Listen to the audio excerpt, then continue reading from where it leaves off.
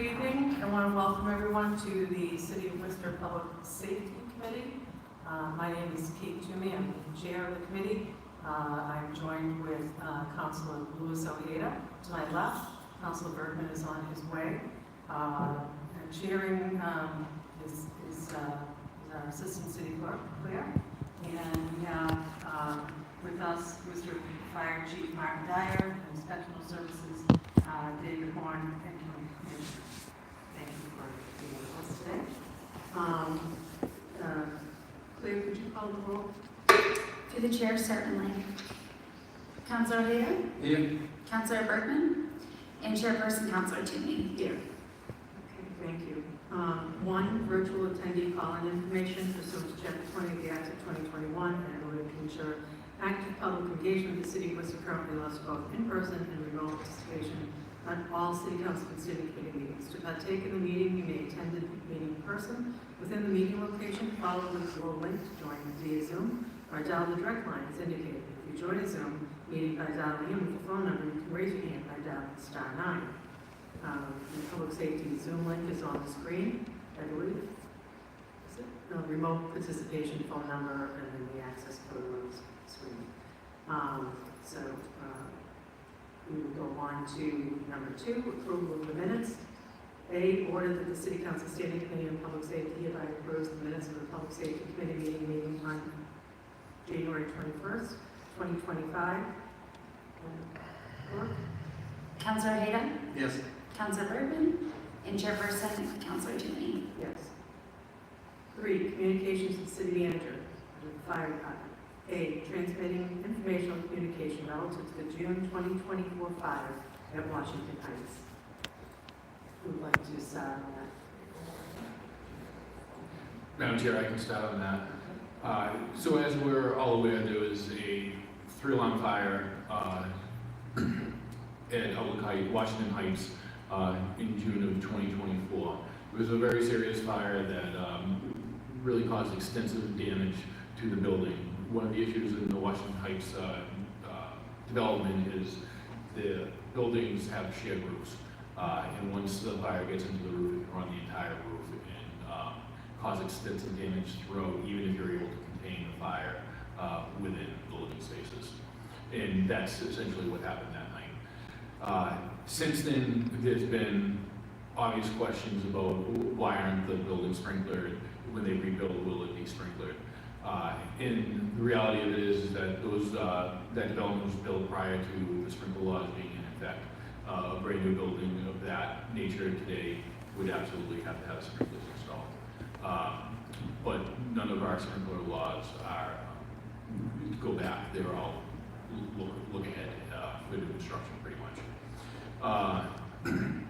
So there was some concern, and I think there were some rumors out there that they were planning on rebuilding without a sprinkler system in place, basically because they were doing a rehab that it wouldn't be required. And as often happens, developers will have discussions with code enforcement and fire department prior to submitting for a building permit. And that process, I believe, did happen. And I'll ask Commissioner Horn to step in here and tell you about his interactions with them. Commissioner? Thank you, Chief. Good afternoon, Madam Chair. I just echo the sounds from the Chief in terms of sprinkling this building. There was definitely some meetings that we had prior to any building permits submittals. There was some back and forth with regard to whether the building will end up being sprinkled. Fire alarm. Those meetings progressed. The building is, in fact, going to be sprinkled. There's a building permit that was submitted just a couple of days ago. It's under review. Both the fire department and the building department are reviewing it as we speak. That particular building will be sprinkled. I know there's another building there that had another fire. Not sure. I haven't received anything on that building. So I can't comment on the extent of damage to that building.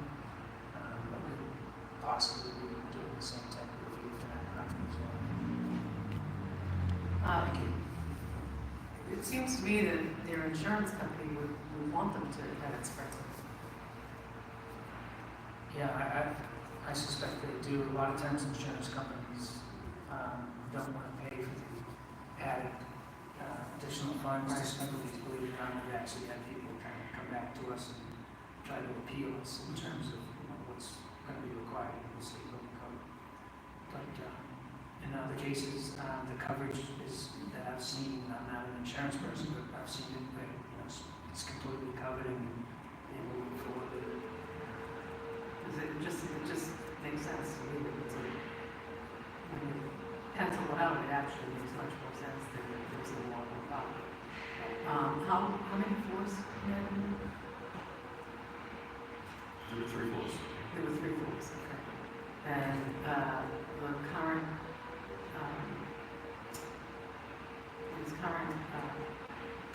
language that's being used for was how more? No, it's units, so if there's 4 units or more, this was multiple units, so it's a lot more, so again, in current code, if you're building new, just for the building code, not my entire code, it would be required to start. Do you have any questions, Sean? Thank you, Madam Chair. Through the chair, is there, I know this is a bigger project versus like a 3-decade, 2 years to be able to rebuild from what it was. Is there a time limit or time frame for this project? This is a pre-existing building. They're allowed to rebuild their building. There is a 2-year moratorium on zoning compliance, but they're in the system and applied for a permit. We met with them again prior to even the building permit being applied for, so I think they're well within that time frame. Thank you. And then also, through the chair, it says here, working with the team to facilitate the building's restoration. Give me an idea what that looks like as codes. It also says making sure that compliance matches the state building code and things like that. So what does that look like? I get that. How do you guys work with that? Through the chair to the councilor, work very closely with the fire department, and often we reach out and we meet with the owners and the contractors, engineers, architects, anybody that's associated with the build for a pre-construction meeting, to roll out plans for all of us to sit around the round table and collaborate, just take a look at this from above, 10 foot above, and take a look at the whole operation of what's going on. Sometimes it's very in-depth with logistics for the fire department as well, in terms of being able to get emergency vehicles in there and making sure that they can do their job. That's involves sometimes multiple meetings before we actually issue permits. Right. And lastly, thank you, I appreciate that. And lastly, when the project gets underway, is it something that you guys do every quarterly, 3 months within that project time? Do you guys come in and continue to inspect, or is it like 1 or 2 inspections and that's it? Through the chair, just in terms of building officials, we, on certain jobs, we automatically will do inspections, put it on, the building inspector will actually put it on his calendar, some of these bigger jobs, 2 to 3 times a week, to show up Tuesday at 10 o'clock and do their rounds to the building. I believe, I won't speak for fire, but I believe the same as fire. In cases like that, those bigger jobs, smaller jobs don't require that oversight. A lot of times we wait for the owner or the contractor to call for a particular inspection at a certain step through construction, because there's multiple inspections that have to be done over there. So this includes, in terms of inspections, we're talking about all mechanical, plumbing, fire protection systems, wiring. So there's numerous inspectors in the department, along with the fire department, that does those periodic inspections. Through the chair of the council, in addition to what buildings provides on that, they were required to provide an NFPA 41 construction safety plan with a project of this type. And so we would do those NFPA 41 inspections on a periodic basis to make sure that the construction safety is being, is up to snuff. And part of that is, in a wood frame building, as they close out the floors and start building on the next one, they have to make the sprinkler system operational on the first floor, especially not so much this one is not going to be as high, but as you see, it's 5, 6, 7-story buildings on top of like podium construction. The tenant boxes, they lit up real quick, so we're very aggressive about getting out and making sure that those processes are being followed as they are. We work extremely closely with buildings throughout the entire process. I should say also is that both of our departments are very open and accessible, so people can call anytime there's a concern. If they think that they benefit from a rough construction, they can call us and we'll do whatever we can to support them. All right, no, I think I appreciate it. I know, some of these projects, they, due to the housing issue we're in, trying to get through these projects fairly quickly. We just don't want to, put people in harm's way without, making sure we do our due diligence. So I really appreciate it. Thanks for being so thorough. I have a question. You first mentioned that these buildings had shared roofs. And is that something that's still allowed? I know these are older buildings. Is that something that's still allowed?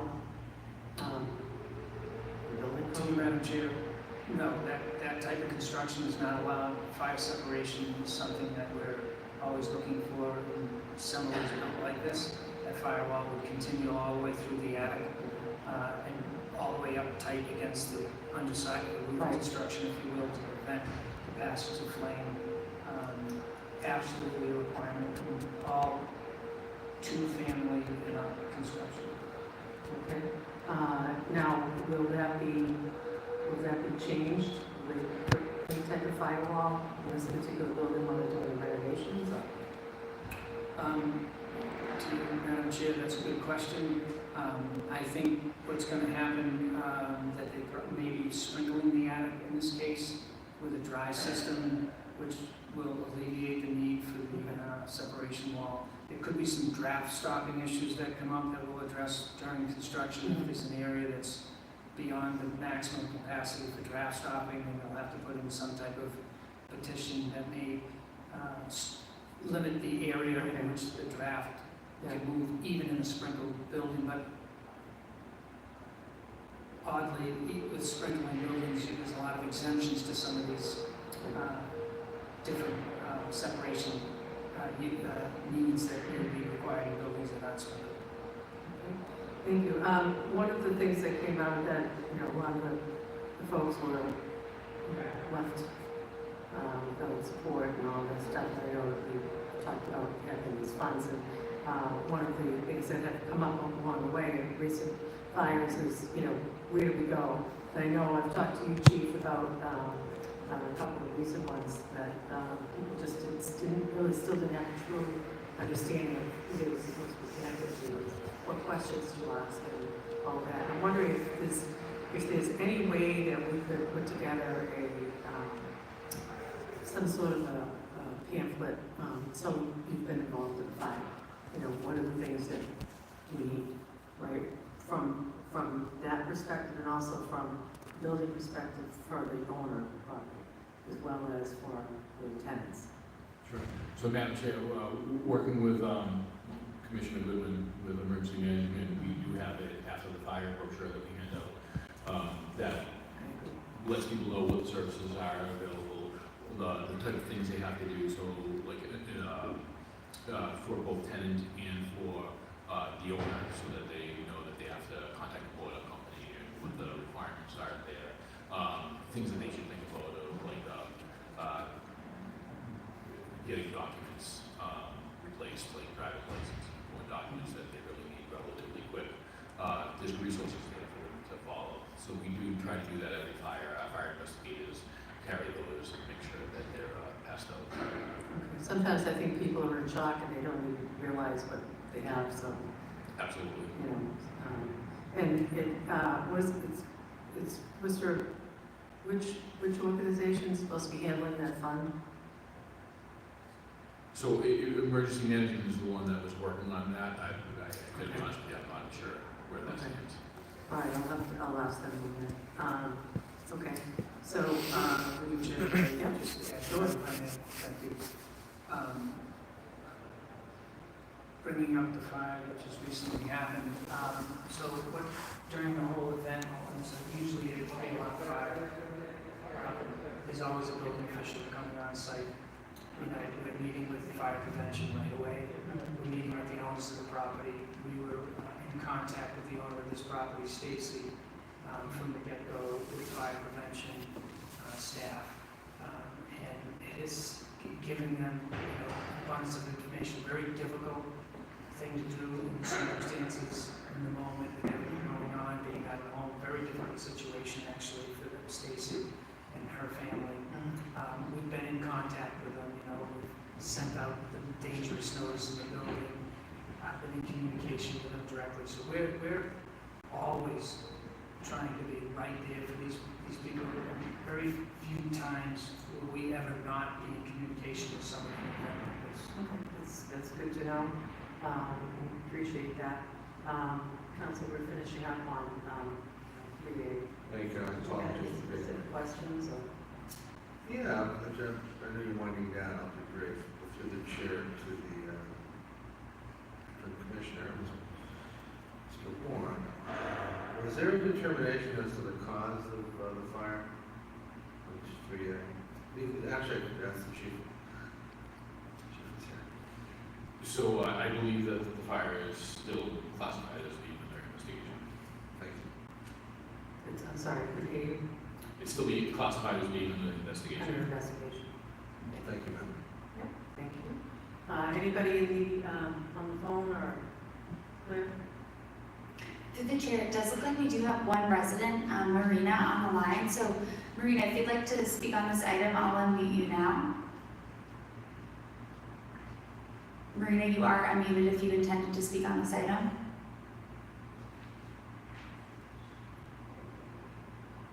Okay, not hearing from Marina, I will mute the resident. Anybody in the audience wishes to speak on this?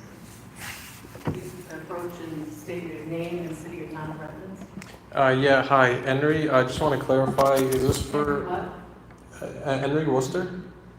Okay, thank you. Yep. Before I go on, I don't want to make a fool of myself. Just agenda item only comment? Yes, Okay, no problem. I had a general public comment, so I don't want to take up your committee's time. all right, thank you.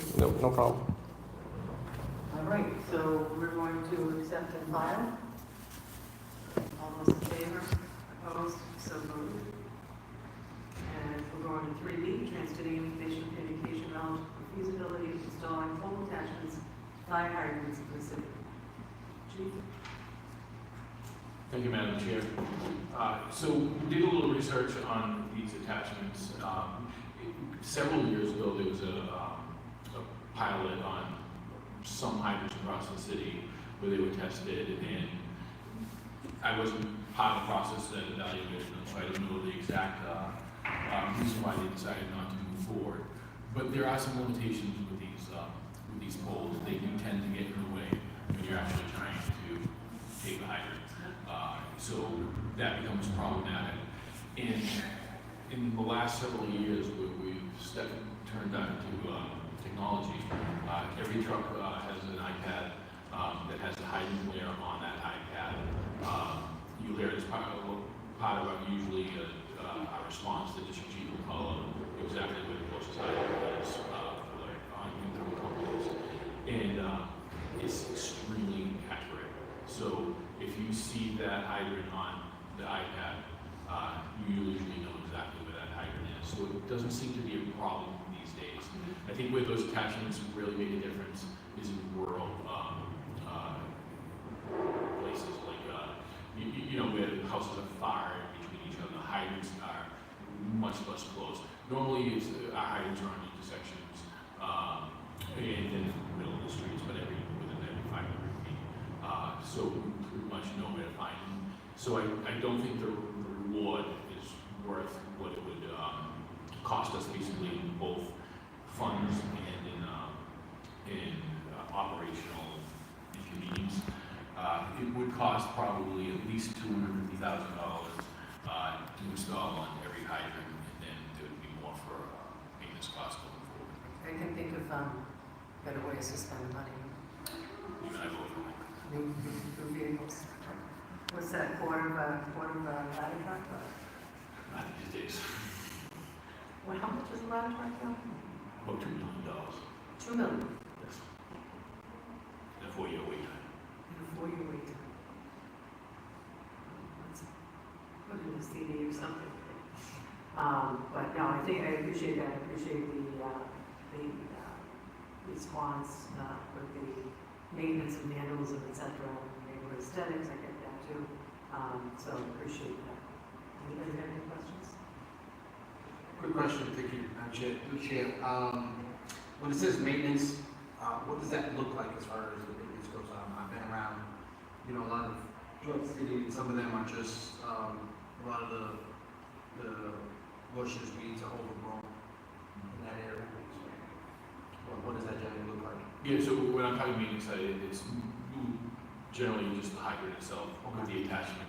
So these attachments are usually operated with a spring, and that spring can get stretched out. If someone's playing with it or vandalizing it, that can break the spring. And so it would just require, I'm assuming a fair number of them would be broken over the course of the year. That's the maintenance that I'm talking about. Some of them need to be painted, some of them don't, some of them are plastic, some of them are metal. So depending on what type we would think about purchasing, the maintenance cost would change. I'm thinking lastly, I know we have the summer program for the teenagers who get jobs from the city. Their job is to water the plants and stuff like that. Is that something that you can add in as far as just the general rules around it? Make sure it's clean, stuff like that. You're talking regular hydrant. Yeah. Regular hydrant, nothing to do with this.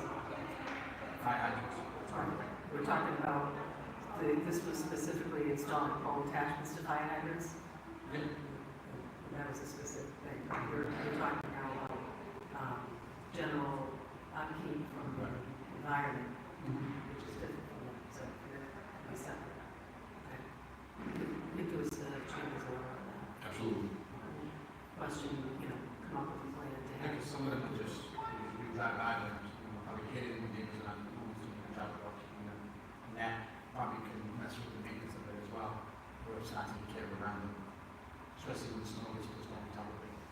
Through the chair of the council, you're absolutely right. It is generally the resident's responsibility or the property owner's responsibility we ask that they take care of the hydrants in their areas, but it's something that we can absolutely look at, and I'd be more than happy to work with the water department to come up with a report for you. Yeah, that would be great. And the other thing that I know, wasn't able to do it this year, but in years past, I know the hydrant on our street drives me crazy. No one shovels it out. So my husband and myself would go down there and shovel it out. Could maybe do a few more PSAs. I know we've done them in the past. I don't think we've done about snowstorms, but just remind people. That's important. You're done, and just a couple of questions. Okay. Thank you, Madam Chair.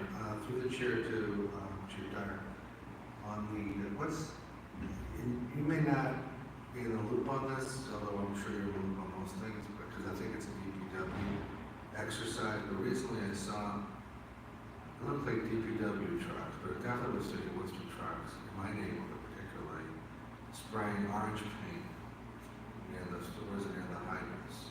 Do you know anything about whether or not that has to do with this type of issue to identify hydrants that are covered with snow?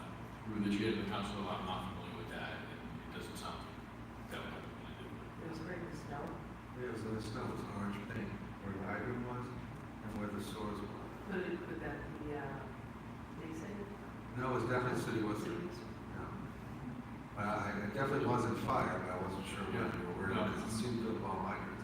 So it leads to my second question, I'll finish up. Would it make sense when there's enough snow to cover the hydrant, to encourage people to do some sort of spray painting? It seems to me it would probably melt once you have some water spray. But that's apparently what the city is, because I was leaving the house today to come here, and the orange is still there. Through the chair of the council, anything helps that helps us with the visibility. So it kind of depends on the time of the day, night, whether they're gonna see it and whatnot, but, you know, we generally encourage clearing, especially, that's where the visibility comes in, is when, if you do a really good job clearing that hydrant, that stands out from a whole snowbank, and so that's gonna be our quickest, identification. Please, my last one or two questions, if I may, through the chair. Is there any issues at night with identifying the hydrants, like for government that needs to use the hydrant at night? There's no lighting, good lighting. Through the chair to the councilor, again, it comes down to us being prepared, and that's using the iPad and the layer that we have. Before we had iPads, we had the map, which is based off of that same layer. And normal practice, I know I did, and I think most officers do this, is if a fire is struck, and let's say I'm not going to that fire, I'm coming down to my truck, and I'm finding the nearest hydrant. So if I go on a second alarm, I know exactly where those hydrants are. En route, the company officers that are responsible for taking hydrants, they're looking on that, they're identifying, this is a good hydrant for me, this is a good hydrant, which is the direction that I'm coming from. So very proactive, is the first thing we think about is, where's that best? Sounds like there's good technology. Thank you. The technology is really advanced measurably over the past few years, so it's great. Madam Chair, if you don't mind, that's just a good opportunity to shout out to our Department of Innovation and Technology. They do a fantastic job providing us with that information, and in particular, the GIS division does really, really important work that we use on an hourly basis. Yeah. No, I'm very impressed with what they've been doing, so it's great. All right, all right. Any questions from online? Through the chair, there still is one resident online. I'm not sure if they're interested in speaking on this item, but Marina, if you are interested in speaking on this item, I ask that you raise your hand. Okay, not hearing from Marina. It doesn't look like there are any residents online at this time who'd like to speak on this item. And anybody in the audience wants to speak on this item? Yeah, Amy, City of Town. yeah, Henry, Worcester. The thing I'd add is for the pole markers, if they can be reflective. I know sometimes they're a matte finish, but that's the only feedback I'd have. So similar material you have on trucks and tractors that are reflective markers on the side. Not all of them have it. I've seen them around the list. Some do, some don't. Thank you. We're not going forward with these because of the cost. $250,000. So I think I will say that brings up a very good point that I'd like to see perhaps more reflectors on hydrants. I know some have been created. Paint job is not what it should be. Do we do that? Madam Chair, the water department maintains the hydrants, and I think that's a very good discussion that I can have with them. All right, well, I'm going to follow Jim's order to request the water department take a look at painting and upgrading any type of reflective material so that they do stick out, especially at night when your question is. So, I think that's an excellent treatment, so feedback from Chief. I'm just wondering, is there a reason that reflective paint is not considered as recycled? Yellow seems to be the standard color on hydrants. Is there a historical reason for that? Madam, through the chair of the council, it's an interesting, yellow is a standard in Worcester. The bonnet on the hydrant signifies to us which system it comes off, whether it's the high pressure or low pressure system. But it's actually in line with NFPA hydrant markings that's recommended throughout the country. I do not know the reason why Worcester has historically gone through yellow. Thank you. question. All right, so there being no further questions, this will be the end of our meeting, and it was efficient. Thank you, everybody, for being here and for responding. And so we will close out this meeting. Thank you.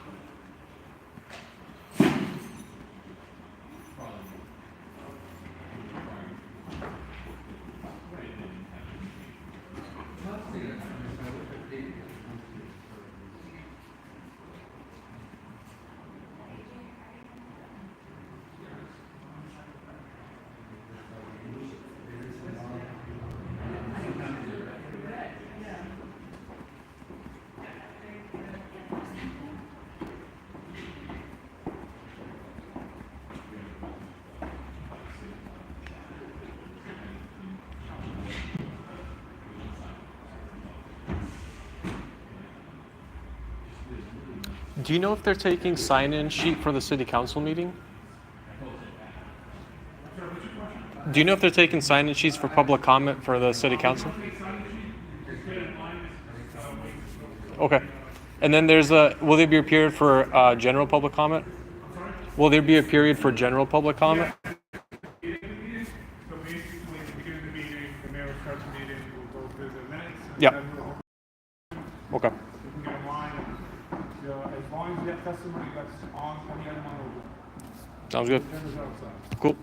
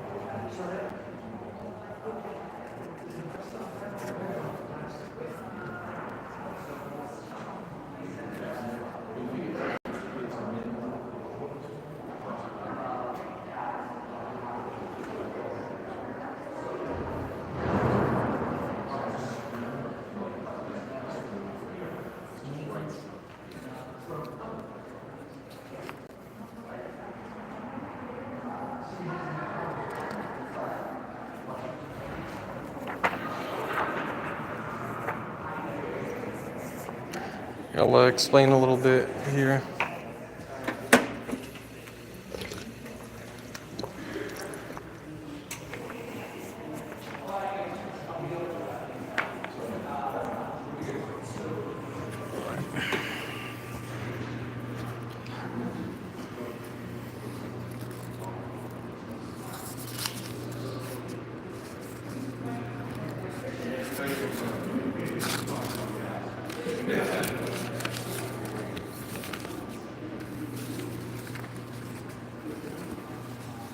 Alright, so here's a little history lesson for you guys. For those of you that don't know, this is Patrick Reno. And basically the most interesting thing about Patrick Reno is that his parents are two OSA members. But they're not just any OSA members, they're the OSA members of Massachusetts. And so Patrick, if you don't know who that is, that's the guy from the Sandlot movies. He is a very well-known actor, and I think by the time that he was in his late 30s, he became a high-ranking Scientologist. I think his official last known designation is OT6. In Scientology, and that's Patrick Reno. Patrick's dad, and again, Patrick is the guy that's in the Sandlot. Patrick's dad is none other than Gerard Reno. Gerard Reno is the Boston mafia don for Scientology. And then more interesting though is here is Karen Reno, or Karen Harvey Reno, or Harvey Reno, or Karen Harvey. Basically,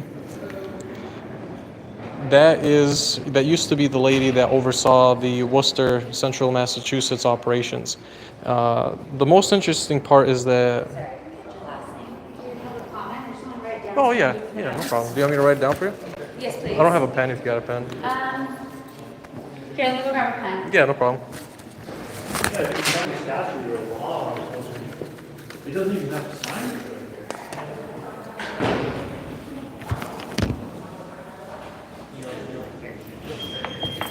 I'll just put it in this. Oh, yeah, I can type it in for you. Where's the right one? Sorry about that, I should have asked. No, it's all good. It's no big deal. Henry? Without the H. Without the H? Yeah. Everything else is fine. Okay. And then M-A-R-I-N-I. R-I-N-I. All right, there you go. Thank you, I'll add it in there. Appreciate it. Thank you.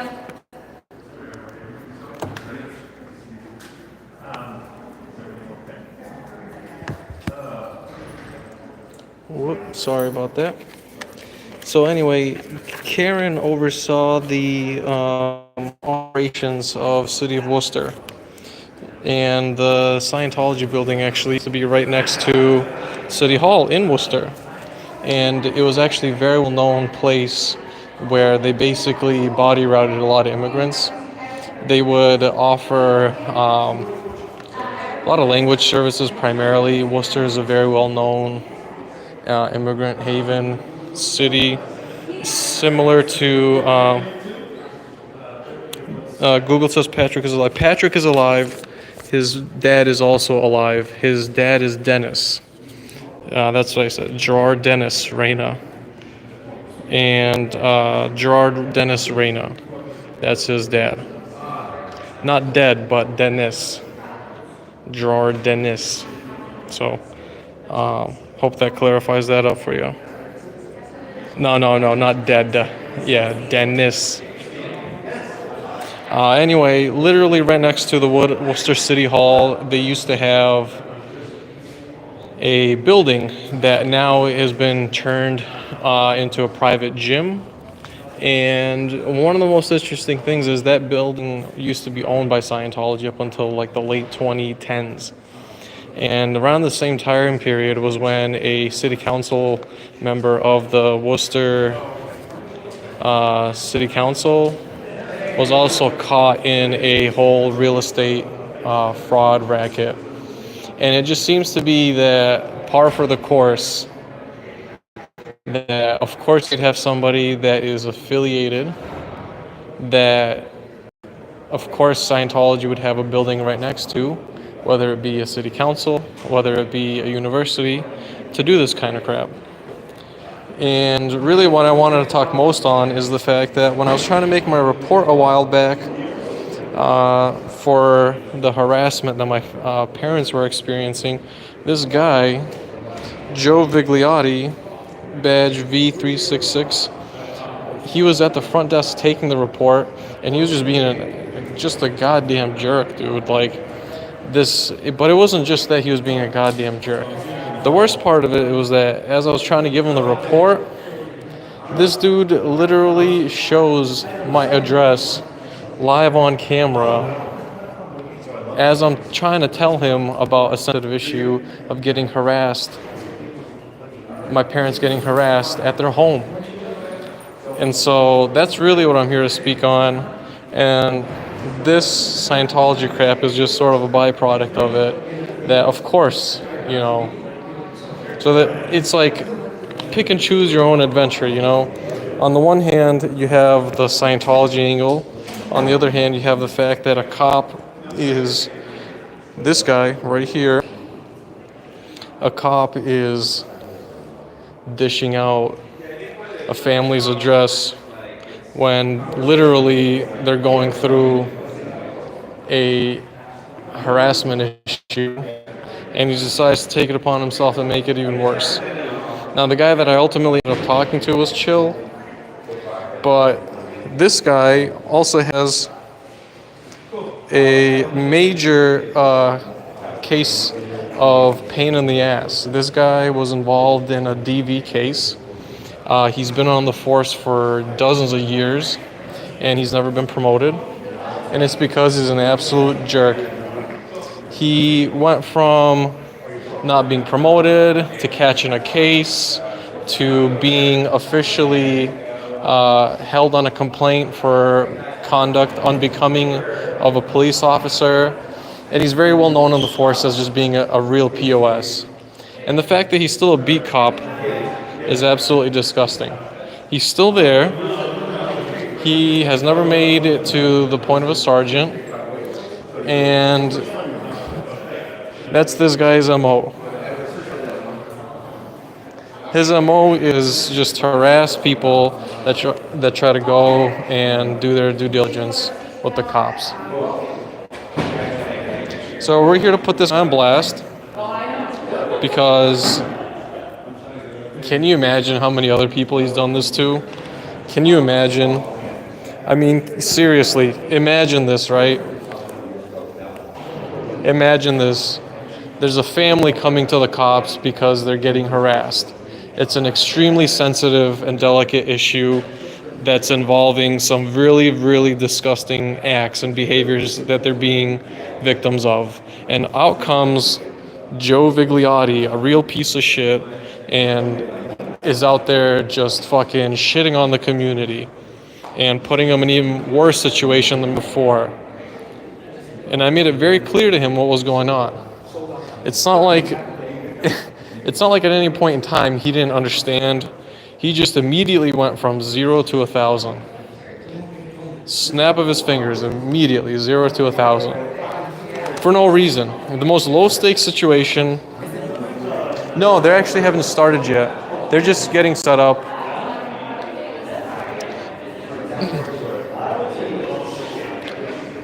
And so that's Joe Vigliotti for you. Joe Vigliotti. And this guy basically is on desk duty, but he's the worst kind of desk duty. They have him at the front desk where he's interacting with members of the public. I mean, what a piece of shit. So we're here to warn the community about him.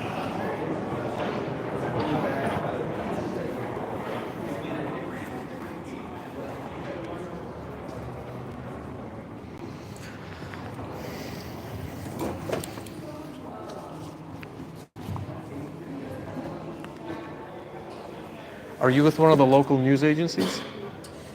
I'm my own free press. Okay, well, you want to hear some hilarious stuff? Yeah, what's going on? So I primarily cop watch. Long story short, there's a guy that's very infamous in the city of Worcester, a cop by the name of Joe Vigliotti, badge V366.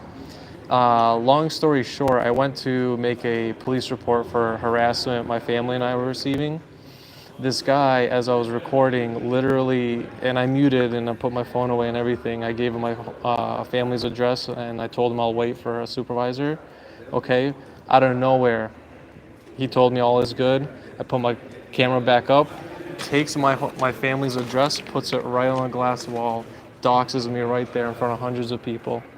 And I filed a complaint against him right there. Turns out he has a series of DV cases against him. He has been held and sustained on complaints of conduct unbecoming of a police officer. Yeah, that would it probably wasn't against the law, it was probably against their policy, Yes. right? So Yes. Their policy of professional conduct. Yes. Which they will go back to and say, It- we investigated ourselves. We Yes. didn't find anything Oh, wrong. absolutely. We found anything wrong. Yes. Yeah? So it's up to us to create as much pain as possible. Yes. Right? So if they're gonna dox your ass, you dox their ass. And basically, I'm just here to warn the community. I ended up winning the RO case, and I told them, like, I have a pending case. This is how you want to conduct yourself. This is disgusting, to say the least. Well, anyway, long story short. I mean, if you were involved in the case, I understand. Well, one of the conditions, actually, that I have on the protective order, as I'm the protected party, is no any such third agent behavior, whether it be anybody else, particularly revolving around my address. Oh, I see. So, I mean, his actions very well could be taken as a third party Yeah. causing due harm. Right. Well, I mean, it probably shouldn't come as a surprise because you saw there was the kind of federal investigation. Yeah.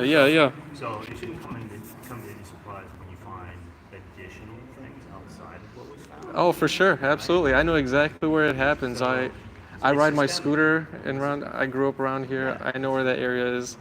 It's systemic. Yeah. If you ask Candy, I asked Candy over here, she's a city council. When that was, The DOJ investigations, yeah. when that was released, I said, you just told, because she was being interviewed by Fox 25 or whatever, and I said, you just said this issue wasn't systemic. Do you stand by that? Yeah, yeah, yeah. So, I get that whole thing. No, it's beautiful. Yeah, I always tell people film the police, and a lot of the stuff I had done was out in the LA area, so I'm used to real hardball slime bags over at the LAPD. And it was just like when I saw this guy, I'm like, dude, this is Worcester, all right? This isn't LA, and if you're gonna act like this is LA, come on, dude. Like you're peanuts compared to them, but. All it took was one search, and I found this guy's cases on cases on cases, and I'm just like, how is he on the force still? Can you imagine? Seriously, though, like, I know we're joking, but say a battered woman and child come up, and they're trying to make a report, and they're greeted by this guy. They are literally getting their lives handed to them, and this guy, without any sort of empathy, and not even that, he's just outright harassing these people at this point. It's sociopathic behavior. Yeah. That's what it is. It's a crime. It's straight up a crime. Yeah, but they'll rally behind that guy. Were you here? There was actually a big police turnout here. Was it just in the past month? This was, say it was January. It was in response to that. That was good. January. Yeah. Ah, okay. And I mean, it was just. I was over in California, but yeah. I mean, it was completely solidarity. Oh, I bet. Right. So when they say like the thin blue line, Yeah. it's like The Blue Line Gang flag, you that thin mean? blue line is like that's the gang symbol. Well, I mean, you literally can't make this up. So I found all this guy's socials, all right? Long story short, he literally has, me and my Air Force buddies would dare call it a defacing of the flag, where he has all sorts of paraphernalia of the flag in not its true colors. Right. All over his social media. I'm like, Right. what kind of clown stuff is this? Just wait till he puts that in a government-funded place. Oh, I bet.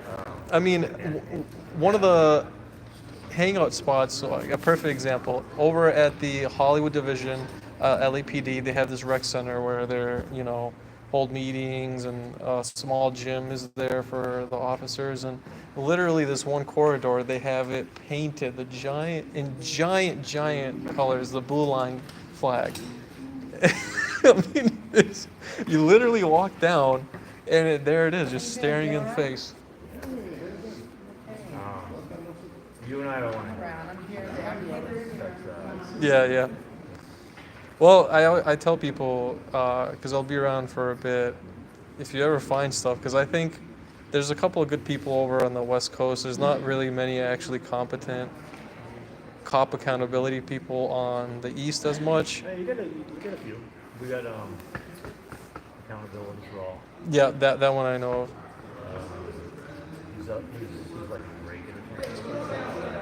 We've got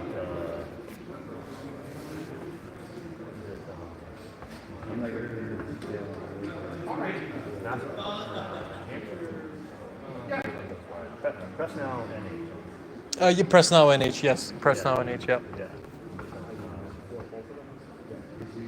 I mean, I don't know. Everyone's got their own style, and not everyone agrees with everyone's style. Yeah. We got a little bit of that presence here. Yeah, California's the OG. That's where that was high dose music watch and There's a guy out, 5-0, yeah, Johnny 5-0, yeah. all those guys. There's a guy out there called Film the Police LA. I don't know if you've heard of him. He's a tall, skinny black dude, William Good.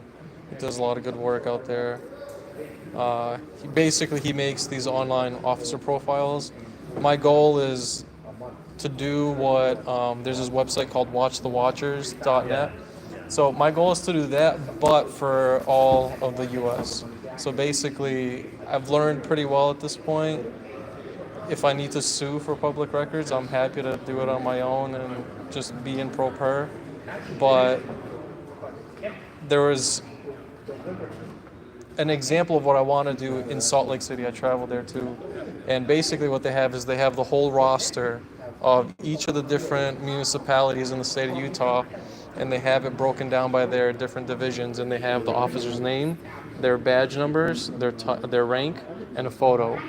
I want to combine that with Watch the Watchers, where it shows their salary info. Yeah. And the best part is, for this website in Utah, you could actually submit, like basically it's a crowd-funded incident form that you submit, and you can attach a video, and it gets permanently stored there and you can easily search. So it becomes. It's like a giant database. Yeah, it becomes a record. Yeah, it's like a police misconduct database. And one of the guys in particular who was the officer responsible for killing Megan Moan, basically think of George Floyd, but it was a woman. She was having a clear 5150 mental health crisis. I mean, she couldn't have been more than 110, 120 pounds soaking wet. She had no baggy clothes. She clearly had no weapons on her. And she was basically already, before they even arrived there, in the fetal position. She was not a danger at all. They came in with about 6 officers. This one guy, for some reason, just decided, you know what, screw it. Puts his knee on her neck. Within minutes, she's gone. She kills her right there on the spot. Well, I mean, that guy's a sociopath. 100%. Right? I mean, The DA decided to not prosecute. Said there's not enough evidence, despite the literal body cam footage showing this man's knee on this 100-pound woman. of course. Don't believe your lying eyes and what's recorded. Yes. What's up, bro? How come you didn't come to my festival? I don't want to hear it, bro. Worcester events. I kind of pushed my I would have gotten you for free. You were out in the hallway, but Yeah. I went over that door and We're doing it on Yeah. I did that today, and they, You could have been the lone Republican. I don't know who it was, so I don't know if the public's not there. Oh, you like that, Joe? You would have been the only one there. Yeah. God, what would they be saying? Yeah. They would have yelled at you, in fact. Oh, I agree. It's not. Yeah, it's not restricted access. Yeah. Right? Right. Absolutely. Literally, you look at sign here, it says no public access. Yes. Which there is not. Right. I agree. I agree. It's only we that are kind of displaying civility, Yes. so we don't have to, Yeah. right? Yeah. The one thing, probably the one and only thing I particularly like about Worcester city government is that the council members don't get paid much, if anything. Yeah. And that's very unique. Most other places make like 200K plus as a council member. Here, I think they make 60K base salary. The manager makes City manager is different. The council members get paid crap, but these other bureaucratic positions, totally different ballgame. Yeah. But yeah, I agree. It's really at the end of the day, they're clerks. That's it. There's a cop out here. This guy, the guy with the stripes and the gray hair that's kind of looking down with the glasses. Cop strips in your hair. He's the highest paid, yeah, the highest paid cop on the force. Lorraine. Yeah. What's his name? And he makes Lorraine. Lagrange. Okay. Is he a lieutenant?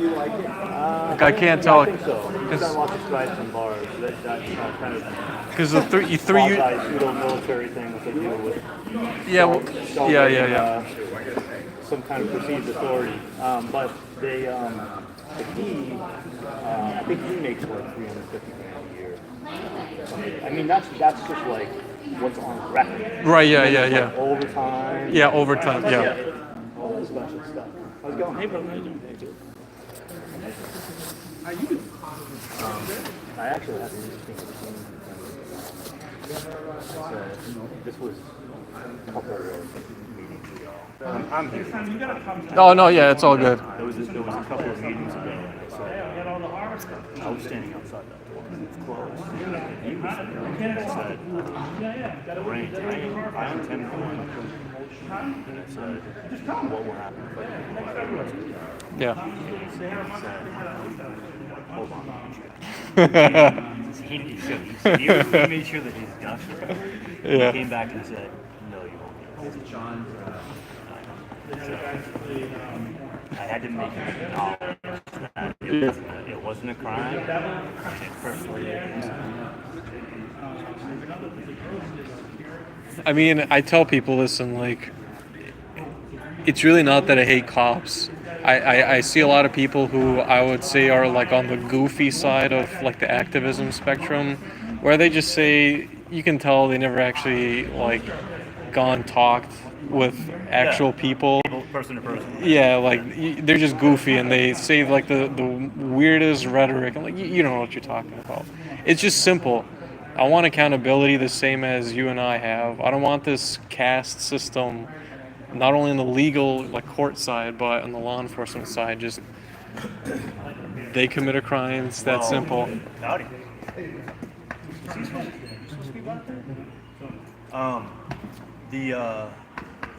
We're gonna find that this country is so Hard, yeah. Yeah, for sure. For sure. Yeah. I think even people that are in the wealthy areas, like some of the Palisades in California, they don't understand. They do see it even for themselves that cops don't care about you, man. They'll come after you if you're wealthy or not. It's that kind of, the whole cliche around the World War II thing, which is like, they're bothering the trade unions. So what difference does it make to me, right? Yeah. It's only when they start coming after me. Yes. Yeah. No, I agree. A city like this, though, is particularly interesting because Worcester has such a mishmash history. But the most interesting part of the history is that during the same period, there was that whole council member that was involved in the whole real estate racket of basically they were taking kickbacks from a real estate company for development deals on the side. That same period was when also literally right across the block here, there was a Scientology building. And that's actually part of the stuff that I wanted to talk about, but literally there was a Scientology up until like the early 2010s outside of City Hall. And I know the name of the lady who was the high-ranking OSA member, they call it in Scientology, that ran that mafia group, because that's what Scientology is. Of course. She was married to the guy that ran the Boston Mafia group of Scientology, and their son is, you remember the movie The Sandlot? Yep. You remember the guy that said, "You're killing me, Smalls"? The ginger kid. Yeah, okay. That guy is their son. Gerard Reyna He's is... probably like 60 now. Yeah, so the father is like old. He's in the late 60s, early 70s. Patrick, the ginger kid from The Sandlot, he's in his early 40s. Oh, okay. And he's a high-ranking Scientologist. Yeah. Literally can't make this shit up. And that's his birth certificate. I got it from Boston. You can have a copy. I've got buttloads of copies, but those are his parents. Karen Harvey Reyna and Gerard Dennis Reyna.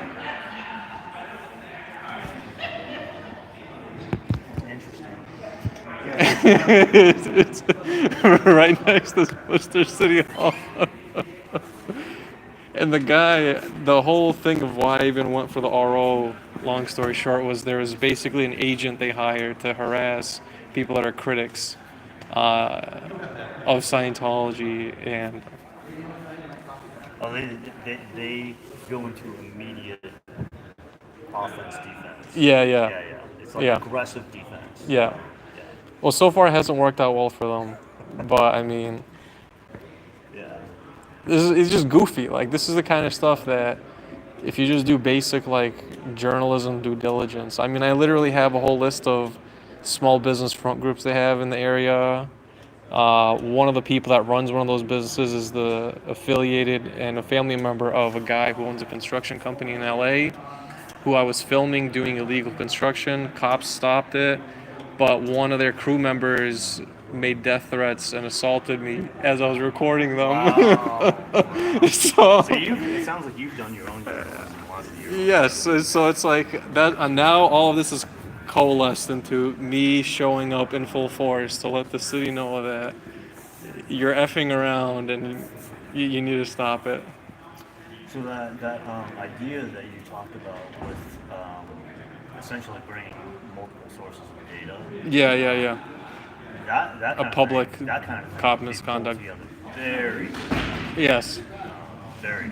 Yeah. And if you can Google it on your phone, if you type in Salt Lake City Cop DB, like D for dog, B for boy, you will see the website I'm talking about. It's free. Yeah. I don't make any money off it, neither do the people Oh, so that's that made it. That's your site. You can go on it right now, and again, you can search by their badge, by the area, by their title, and they have saved their video footage as well as written reports, as well as you can generate your own like custom visual reports, like if you want to make pie charts on, how many complaints have been submitted versus how many have been sustained, versus how many have been unfounded. So it's app.cop. Yes. Yep. app.copdb.org. Oh, I see. Okay. Yeah, it's pretty gnarly. I would never say such a thing. And the code is nowadays with like public platforms like GitHub, you can basically just, if people want to, for example, build it and maintain and host a little thing of their own, we could just release it on GitHub and people could just fork it and do whatever. Yeah. And then OpenAI will crawl it. It will crawl, yes, and you can. grab the source That's code, exactly and then- the whole point. And then Yes. And then you just say to you say to ChatGPT, you say, hey, Yes. create me, this is what I want to create. Yes. And it's like, okay, I'll code that up for you and create the back end and the front end. That's and- exactly what I'm going for. Yeah. Yes. Indeed. Yeah. That comes down quickly. Yeah. If you ever have any questions, you can reach me easily. filmthepoliceusa@protonmail.com. Film Police USA. Yeah. Film Police. Well, mine's easy. Mine's just, my name is Kev Cool. Kev Cool? KEVCOOL. Okay. So, You got a YouTube? I do, but I don't post Use a it? lot of this kind Okay. of thing there. I mostly do like portrait photography. Okay. But I'm very activist. Cool, man. So I support, like here, there was a big turnout last week, I think it was. Basically an LGBT. Yeah, the Sanctuary City vote. Yeah, and I remember that vote, I yeah. filmed that whole thing. Plugged into doing media for those guys. Josh and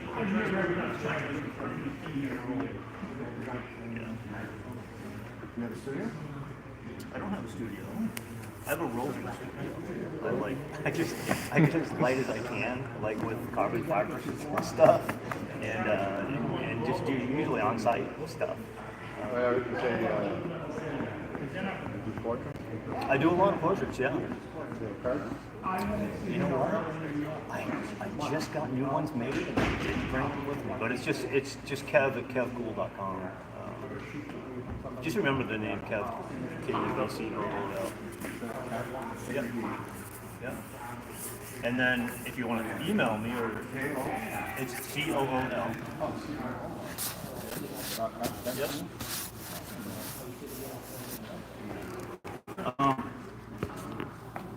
Yeah. I used to have a studio, but it's too costly. Not as sustainable.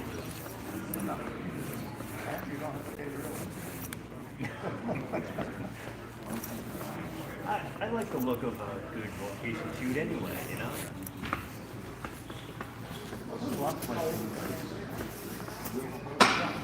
What would you recommend? What do you think in your head? Yeah. Yeah, I mean, I've shot out here before. I mean, it's okay, but it's, everybody's done it. Yeah.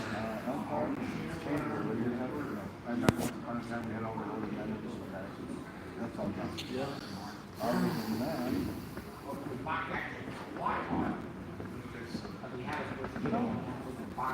I've been trying to find like urban kind of gritty places. and you have to go places like Worcester. Well, we do have some cool alleyways here, but they're so right here around town, like there's some kind of urbanish looking gritty stuff. I mean, it's not Southwood Street from yeah, there's Southwood Street. There's a lot of dead end streets that are off of that, and it's all industrial. Spots over there, it's open. Okay. Go on either side of the train tracks, you go to Main Street, and the back roads, the back tracks are the B&W. Okay. The Cambridge Street, that was some old, there was some old factories that were converted to launch. Not lots of apartments. There's some nice ones. Behind the cemetery. Yeah. Like that area. Yep. There's still, was it Mill Street or the one that goes over to Hope Cemetery? What, is that Webster Street? Okay. Mill Street is over by where the airport takes it to the airport. Oh, okay. Yeah. Okay. Yeah, that's Webster Street. And then, yeah, on both sides of some refurbished factories that were converted into small businesses. Actually, there's even a monument company. Is there? That might interest you. It's called Rex Monument. It's kind of industrial building. Oh, okay. It's some of the monuments. Yeah. Yeah. I used to do so much. I mean, I'm in my late 50s now, so I used to, but I used to do so much. This is the stuff. phone, yeah. Sorry, you guys aren't. I'm not really paying attention to you guys right now. No, you can use it. Let me move the jacket off for you.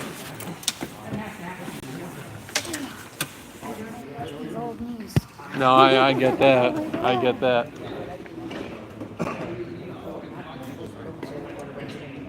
Are you here to make public comment? Oh, okay, so you're one of the people on the agenda. Very cool. Which one are you? 8Y? Let's see. Asking the council if they would petition state legislation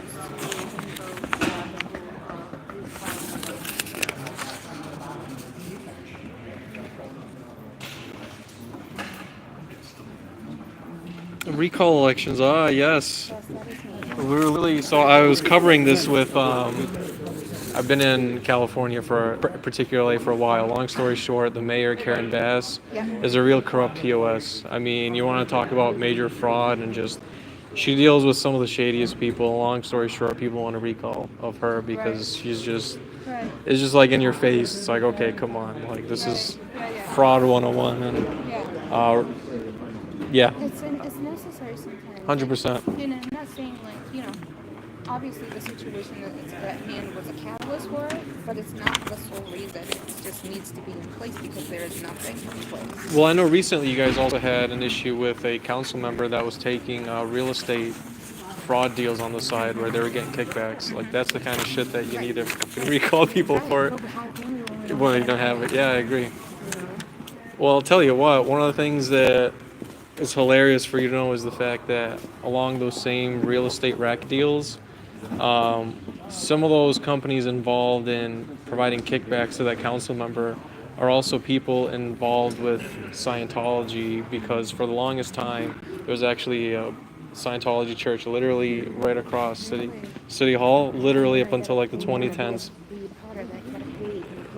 It's a cult, basically. Yeah. And so when I heard that, I was like, I mean, come on, man. Of course that makes sense. You got a freaking cult right next to City Hall. Like, what more do you want?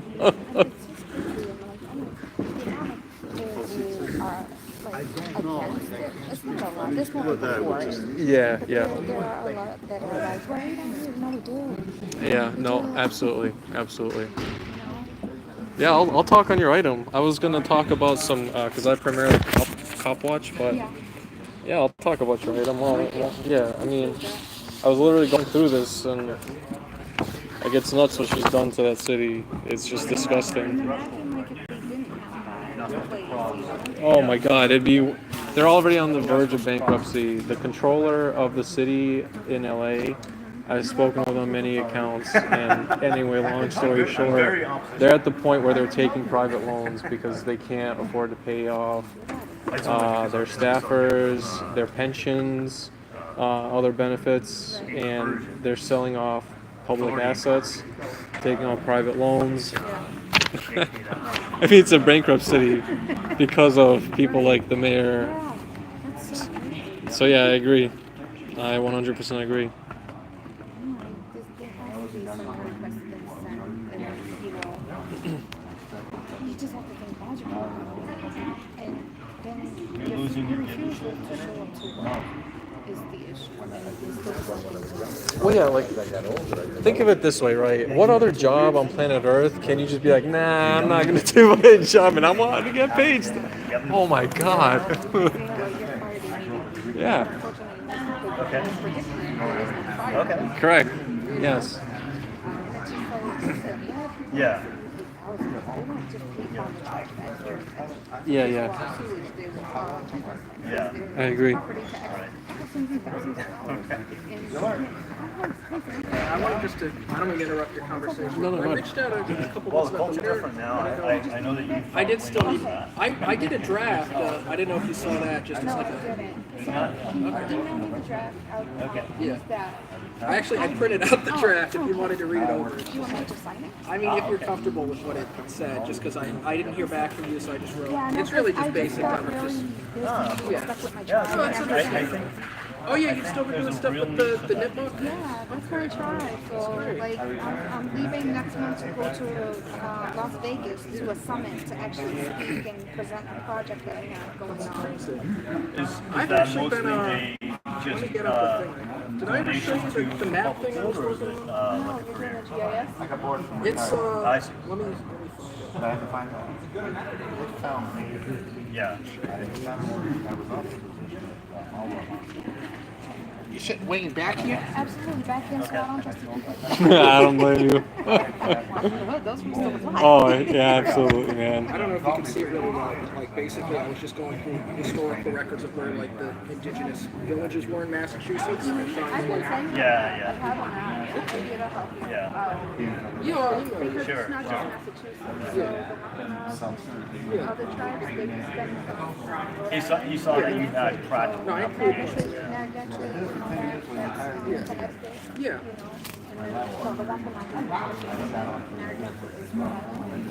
Like we were here, Wow. then up here, but then we spread out once they took our land Yeah. and went, but now we are back.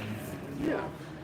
Yeah, we just got 500 acres. I see a lot of That's great. Yeah, so we're working on Yeah. I know there's been a lot of drama, I think, with Cheryl Holly and stuff. Yeah. No, that's love. She's always mad. She's always mad. I think I mean. I wanted to ask you before I forget, do you have any standing claims or lawsuits against the city yet on this issue? No, not Okay. yet, because this is like the very first step. Yeah, so this would be basically your official notice to the city that says, really what these petitions are for, to say you have 3 to 6 months to officially give response and reconcile. If you don't, and it's grounds for I'm going to sue you. That's really what you're doing. Oh, Yes. really? Oh, okay. Yes. See, I didn't even think that So far. yeah, that's what these petitions really are. Yeah. In the grand scheme of things, that's the whole reason why public comment really is. It's you're putting the city on notice that this is an issue. You haven't resolved it. You have usually 3 to 6 months to resolve it and reconcile. If you don't, you are wide open to litigation, not just as a city, but you personally as individuals that sit on this council. And so one of the most interesting things about Massachusetts is that whereas other states usually force you to sue the city proper, you can go after them as individuals acting under the color of law via common law statutes. So it's basically like a tort against them as an individual. Okay. Okay, thank you. I really didn't know that. My goal was like, please just get it over to legislators. Let them do To their some part. extent, yes, but you also, I tell people it's a combination of all of them. So Yeah. like, do you have any social media? Yes, lots of it. Okay. Lots of Do you have any followers. channels you want to shout out? No. Okay, so that's like one avenue I tell people. Like even if you don't care about social media, I just use it as a Well, I mean, it's you can always reported. follow me like on like, any of the social media. I have to tell people to Google me really because once you Google me, there's like 10 pages. Yeah. No, that's good. That's Both good. musically, because I'm a musician as well. But you know, I travel and do all that. But Like activism stuff. Yeah, I'm an activist and I'm also a politician in the sense I ran for office twice. Okay.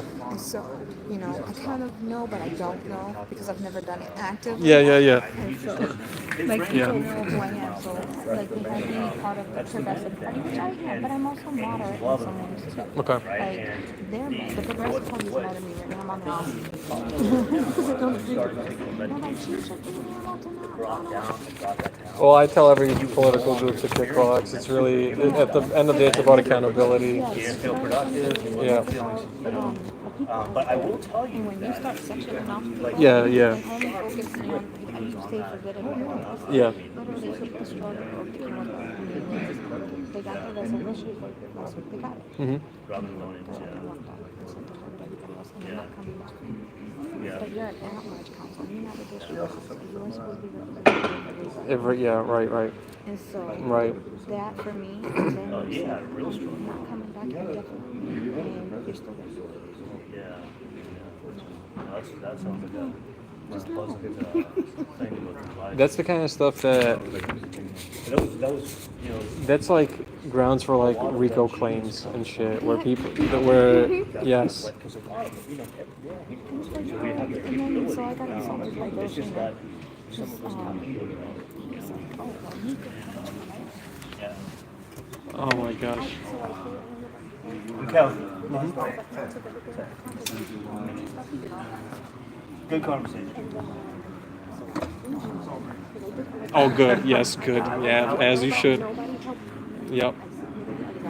Mm-hmm. Good. You're kind of a Good. Yep. Good. I've seen you around today. Around here? Yeah. Once in a while. Yeah.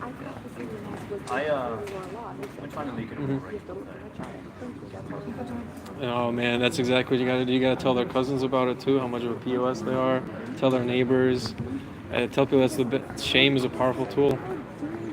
Yep. Do you want me to take your phone?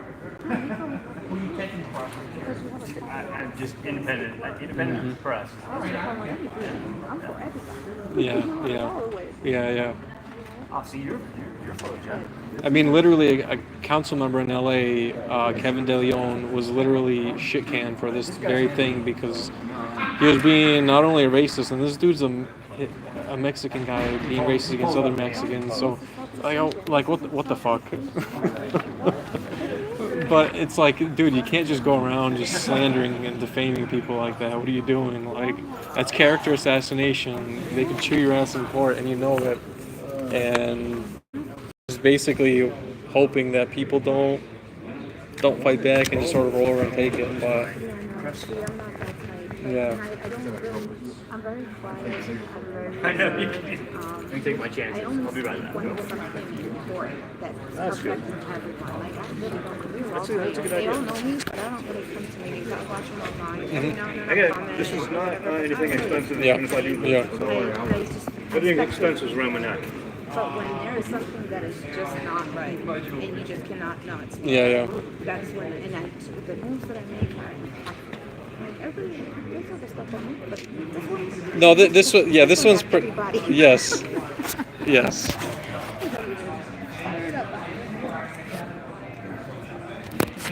Yeah, I'll gladly talk about it. I love this kind of shit. Well, yeah, well, they're goofy. They're goofy.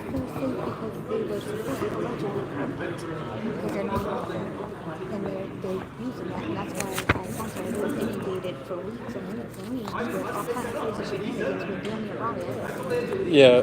Whereas this is really getting to the heart of government. It really, like, it spans everything from cops being accountable to, people being discriminated on their gender to everything else in between. Like, this is the shit. It's okay, and if you get out of line, Yeah. there are repercussions to it. Yes. And I cannot believe how many people are against it. I'm just like, really? I mean, that's. Oh, gosh. Somebody sitting there? I don't think so. I don't know whose jacket that is.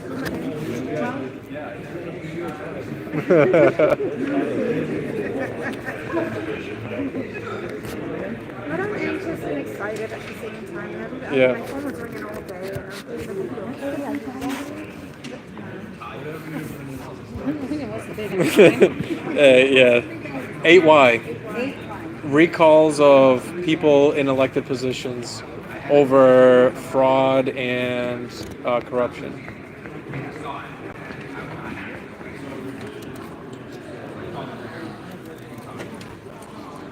So basically, if somebody that's been elected does some criminal crap, you should have the power as the people to recall their position, basically fire them. Not wait for them to resign, but fire them. What would you like to speak on? What do you usually speak on? I've seen you recording a few times. Civil rights. Civil rights. I didn't really see any civil rights stuff on there. I seen there was some open meeting laws that were being discussed. I think David Webb has some open meeting laws stuff on there. The Code Enforcement Law has some open meeting laws stuff on there. Let me see. Let me go to the items. I think they're in the 8s. I think it was like 8 or something. I'll tell you.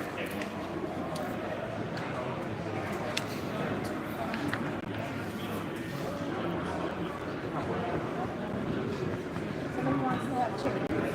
Joseph Antonelli wants chicken.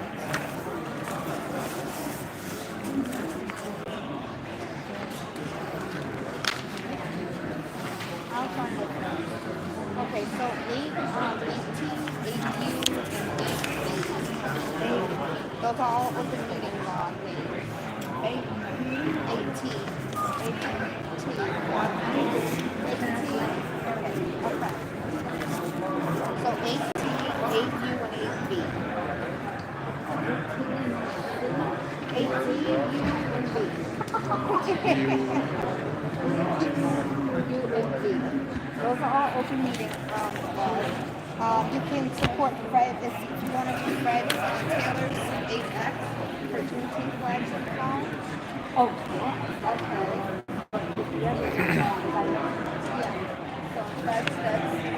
Yeah, so that's right before mine. And then Christian King's item for the Declaration of Black History Month. So he's going to do that. Yeah, that's okay.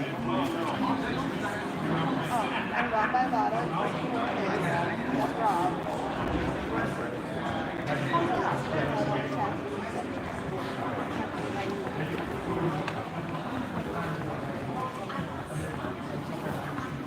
Hey, Alan. Hi, how you doing? Good. Thank you. How you doing? Good, I'm good. You can sit here. There's my jacket if you want.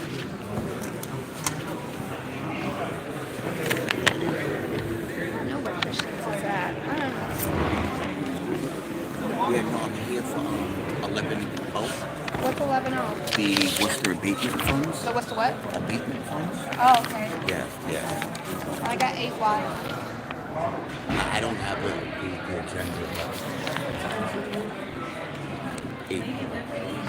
So recall, basically somebody that's elected, you should have the power as the people, if they do some fraudulent or corrupt shit, to basically fire them without having to wait for them to resign. That's what a recall is. Absolutely. How they play around with the word. Yeah. I'm trying to find it. I know it's on here somewhere. I gotta say, this is a pretty small room. I visited a lot of government. Yeah, I'm saying that. Why didn't they have the whole area open? I'm trying to find it. A lot of people. Yeah, there's a lot of people. Good to see you. I'm looking. Oh, I'm sorry. No, no, it's okay. I'm trying to find it for you. Hey, I'm sorry. How are you? Oh my gosh, I'm trying to find it. The guy in the brown coat, Yes. up in the front of the row, he's got a little bit of a Benicio del Toro nickname. I know it's not that far back. It could be, really. Am I right? It's probably I actually got a picture of it. Oh, yeah. Hey.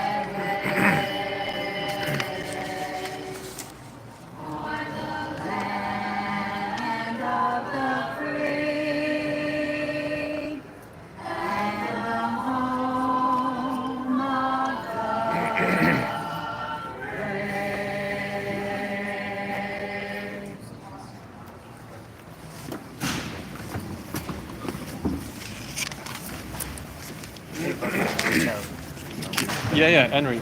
Henry? Yeah. Do you want me to get some video of you? Oh, dude, absolutely. Dude, I'm live streaming this whole time. I film all the shit I do.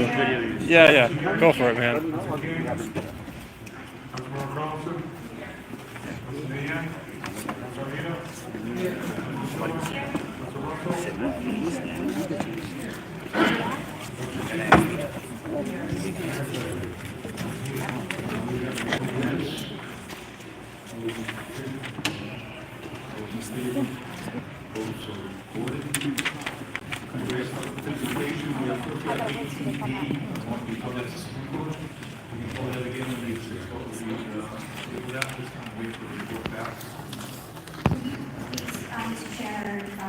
How do they typically take comments here?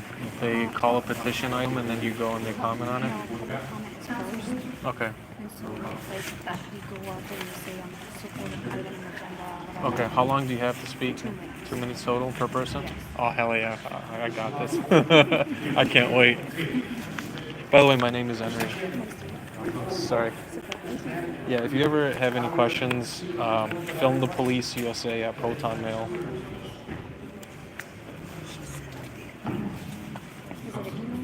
Yeah, it's an email. Film the police USA at protonmail.com. USA at protonmail.com.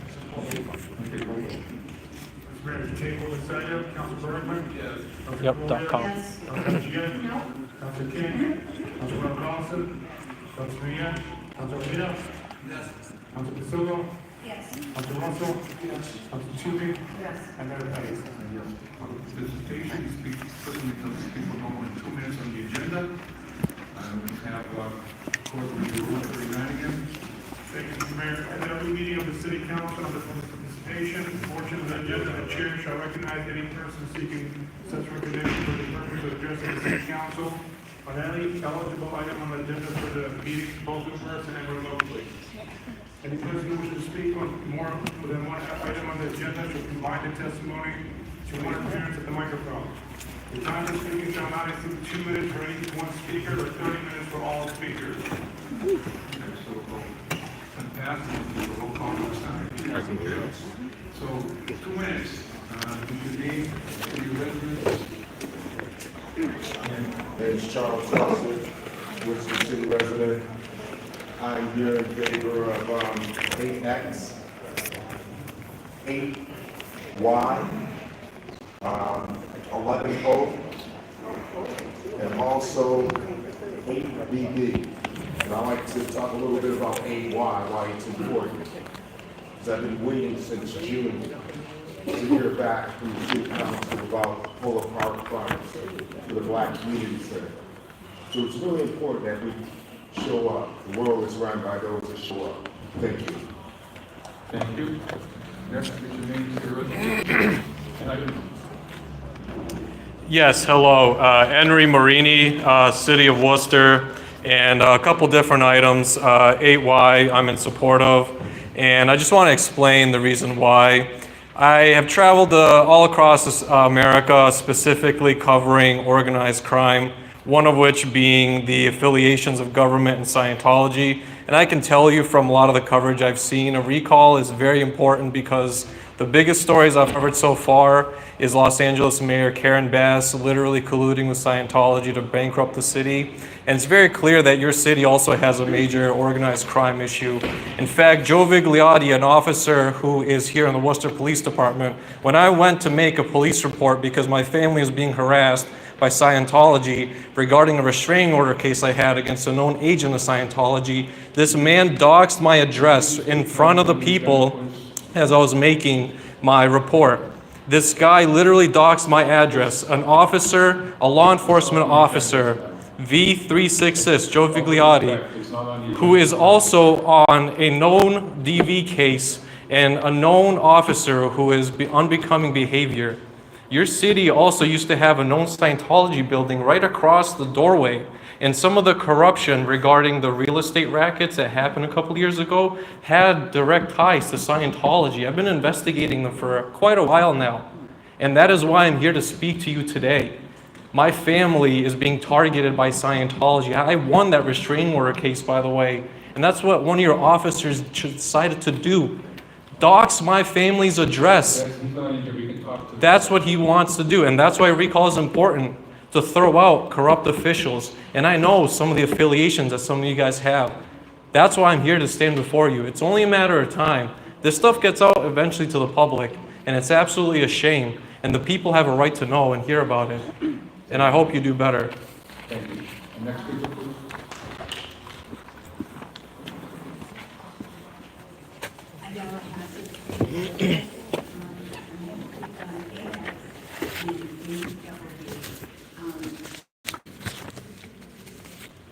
The Juneteenth flag should be flown, as it states, on Friday before the holiday, until Juneteenth, the day after the holiday. We have not celebrated Juneteenth until just recently. And then we had Juneteenth. Then it was literally taken away from us, and it became the Caribbean holiday.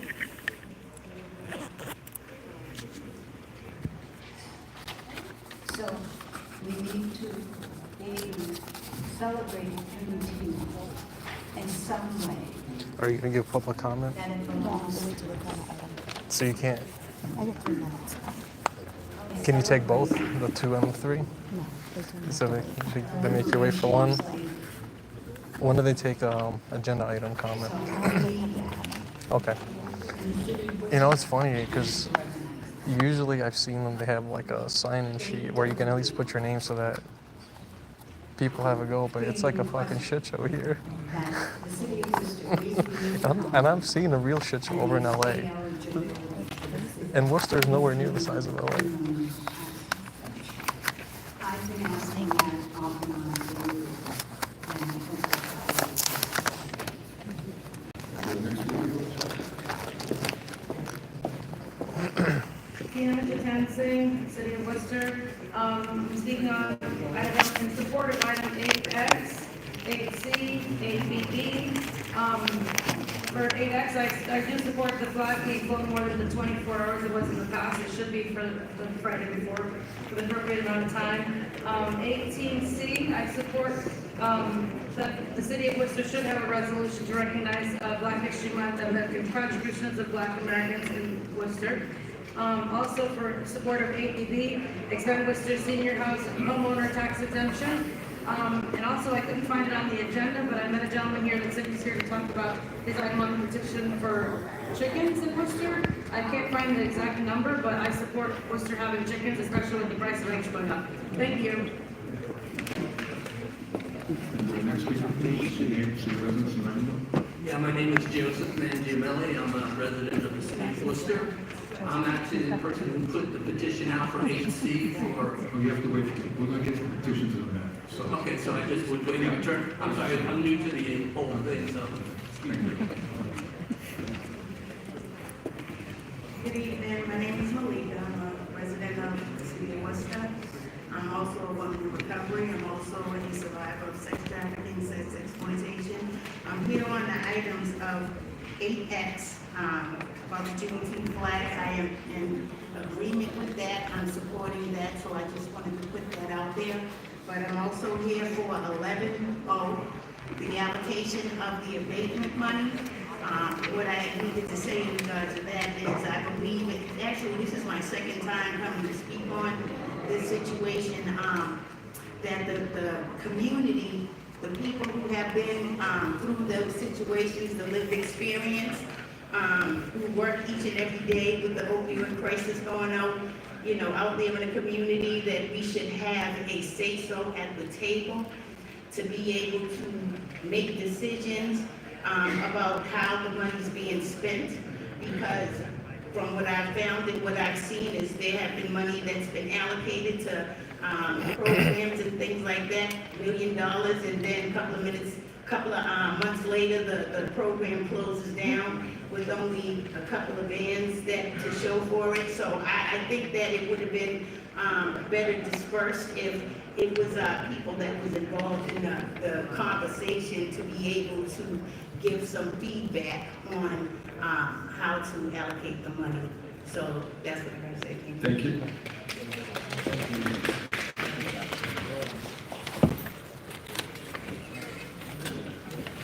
What's your name, say your residence? My name is Alan Young. I am a Worcester resident, and also a man in recovery. I am here to address 11O as well, the Worcester abatement funds. I just want to call for transparency in the allocation of the funds, as well as push for people with lived experience to sit at the table and help steer how these funds are allocated. We need sustainable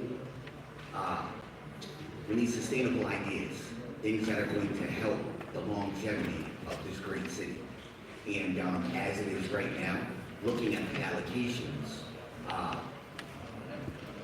upwards of $300,000 has been spent off of the backs of people that we have lost in horrific ways on admin costs. Admin costs it doesn't help what's happening right now in your very backyard, things that you have to look up and see. So we're just calling it that people with lived experience please sit at the table and help allocate this. Thank you. The next speaker. Seeing nobody else, we will go to, Mr. Mayor, I do have, I'm trying to do it now.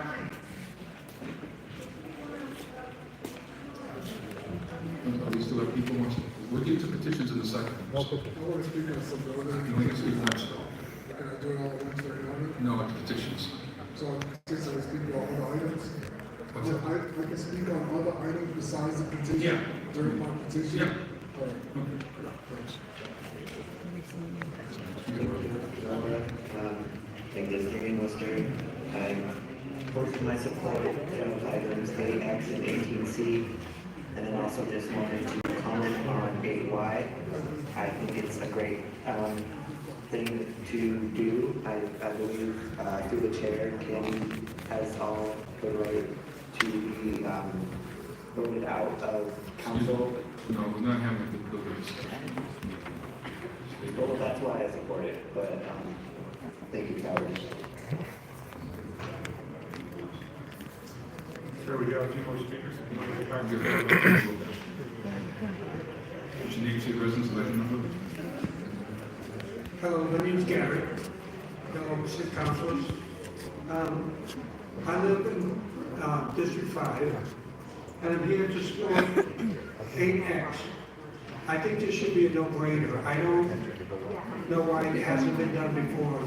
Juneteenth, the flag should be up even longer than what they're proposing. It should be celebrated like the 4th of July is.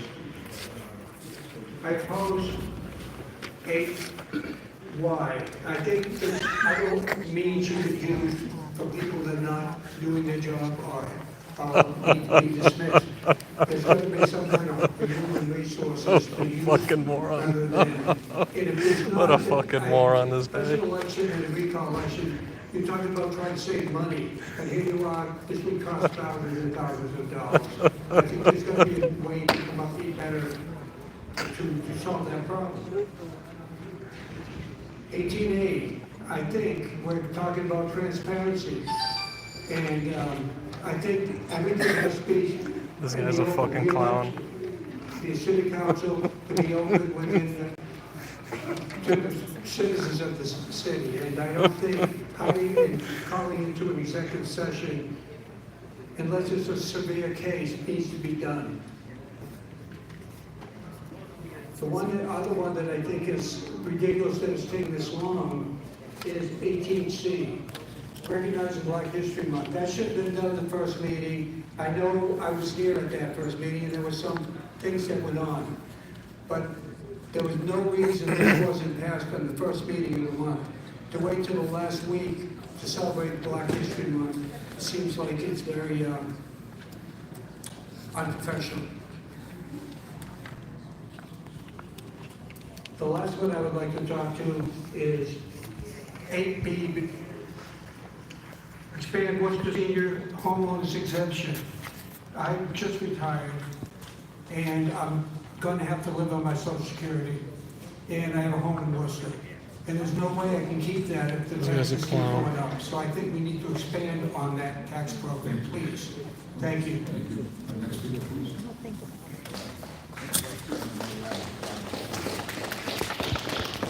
My name is Ted Casas, resident of Worcester.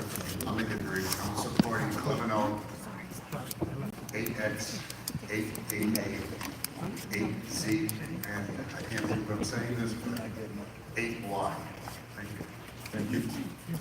Next speaker, please.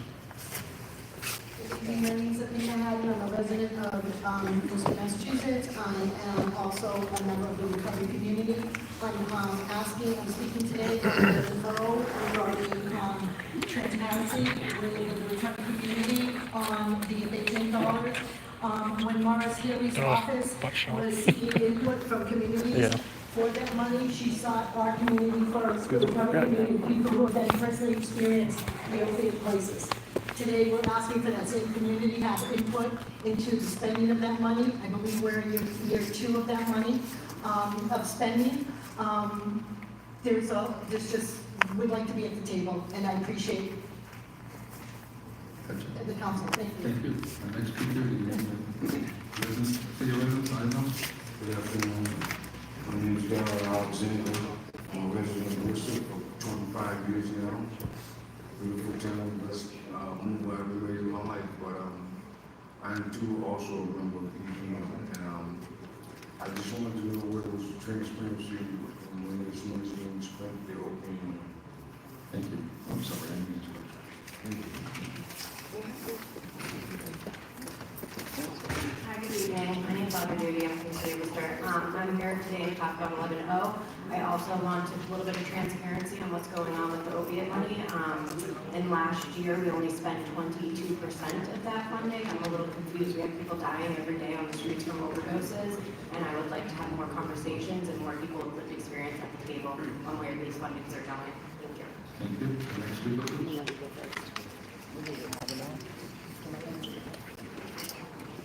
My name is Sadie Barton. I'm a Worcester resident of District 2, and I'm here to speak on 8Y. I strongly oppose 8Y, as I believe it's a direct attack on Councillor Tunjian. However, if this does pass, I believe that every single member of this council who voted against the investigation into the transphobia and xenophobia on this council should be recalled. It was a big disappointment a couple weeks ago when the council decided 7-4 that there would be no investigation into the allegations of discriminatory behavior perpetrated by one of its members. I do not believe that Councillor Candy Merrill Carlson is fit to serve on this council. And with the results of this vote, I do not think that the majority of you are. There's a lot of deceit going on here, and the people of Worcester are being lied to. I'd say it's a very solid reason to remove you from your positions. To those who voted yes on the investigation, thank you. To those who voted no, I'm sure Worcester will be more than happy to take you out of this hostile environment, since you can't handle the disrespect that you're getting. Thank you. Hi, good evening. My name is Serenity Jones. I'm a resident of Worcester. I'm here to support 11O. I'm also here to support 8Y, which are running after dance. And I think that leaves that open for any counselor that we don't feel is fit. And it's just a way to hold some accountability, so I fully support that. I also support 8V.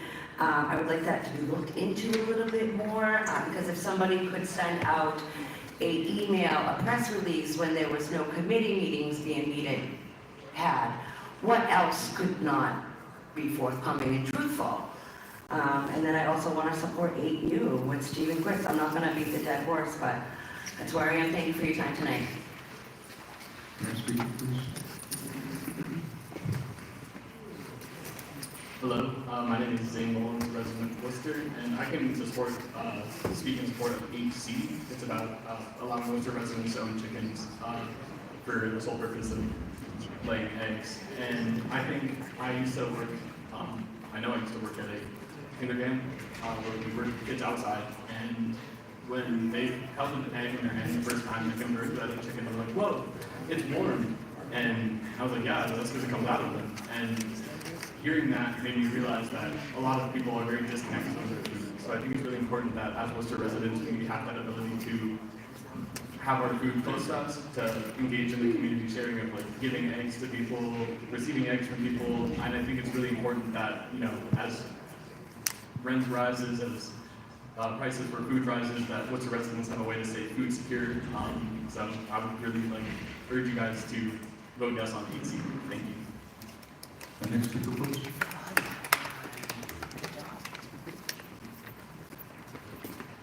Janet Davis, I use she, her pronouns. I'm a Worcester resident. I'm here to speak in support of 8X, the provision to have the Juneteenth flag flown for an appropriate amount of time. I believe last year it was up for less than 24 hours. I'm opposing 8Y, the amending the charter to allow for recall elections. To me, this is a thinly veiled attempt to punish Councilor Nguyen. Furthermore, recall elections have a low success rate. From 2010 to 2024, there was an average of 219 recall efforts against an average of 356 officials per year, with a 17% success rate. Recalls are often used as a tool to intimidate elected officials, targeting opposition to policy decisions rather than malfeasance or nonfeasance.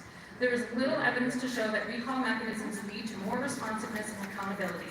Recall elections are costly, and voter turnout tends to be much lower, leading to an outsized influence of special interest groups. With the voter turnout in Worcester's regular municipal elections hovering around a measly 17%, the city clerk's time would be better spent on strategies to improve participation in regular elections. I support 18C, the resolution to support and recognize February's Black History Month. I believe somebody had said before, it's disrespectful that it's taken this long to acknowledge that. I support 8BB to expand Worcester's senior homeowner tax exemption. We all know about the rising costs, that seems like the right thing to do.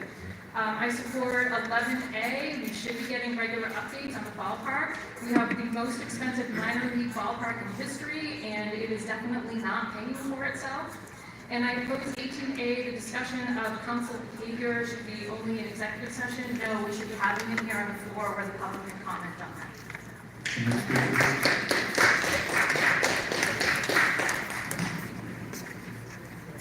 My name is Emily Hildebrand. I'm from Boylston. I'm here as a member of Standing Up for Racial Justice Worcester. As such, I'm supporting 8X, the provision to have the Juneteenth flag flown for an appropriate amount of time or respectful amount of time. I oppose 8Y, amending the charter to allow for recall elections. I oppose any attempt to intimidate, increase more so the workplace harassment for such a marginalized community. I support 18C, resolution to support and recognize February is Black History Month. As February comes to a close, this is shameful. I support 18B, expanding Worcester's senior homeowner tax exemption. Prices are going up, seniors are falling more and more into poverty. This is a no-brainer. Thank you.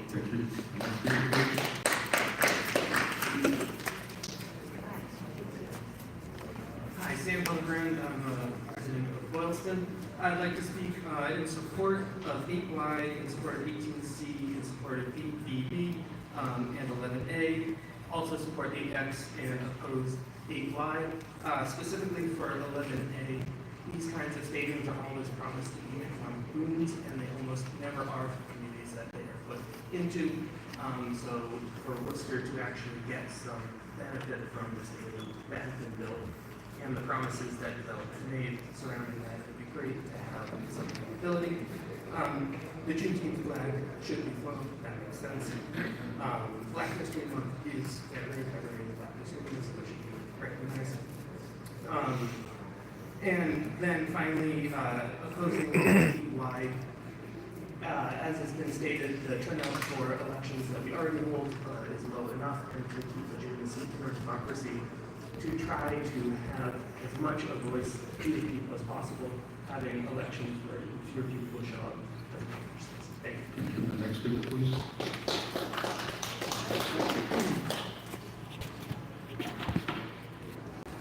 Hi, my name is Allie. I'm a Worcester resident. I'm here in support of 8C, 8X, 18C, 8BB, and to speak on 8Y.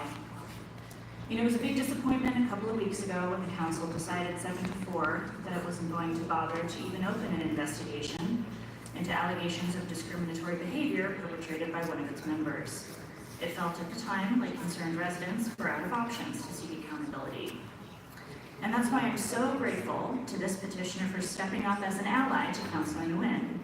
If the state legislature, a body renowned for its interest in municipal infighting, sees fit to intervene, it opens up a whole new set of creative avenues to seek the administrative recourse for malfeasance that we were denied in multiple ways earlier this month.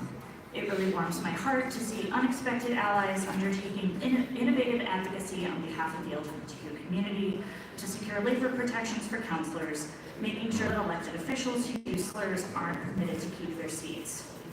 Now, the legal vehicles among us may say we need some time to consider the liability behind instituting bureaucratic measures that can be twisted from their obvious intentions into a tool to punish or even retaliate against people who have alleged discrimination, but I say, hey, y'all, live a little. And while there's only one name on the petition, I really want to thank everyone here who helped pull it all together.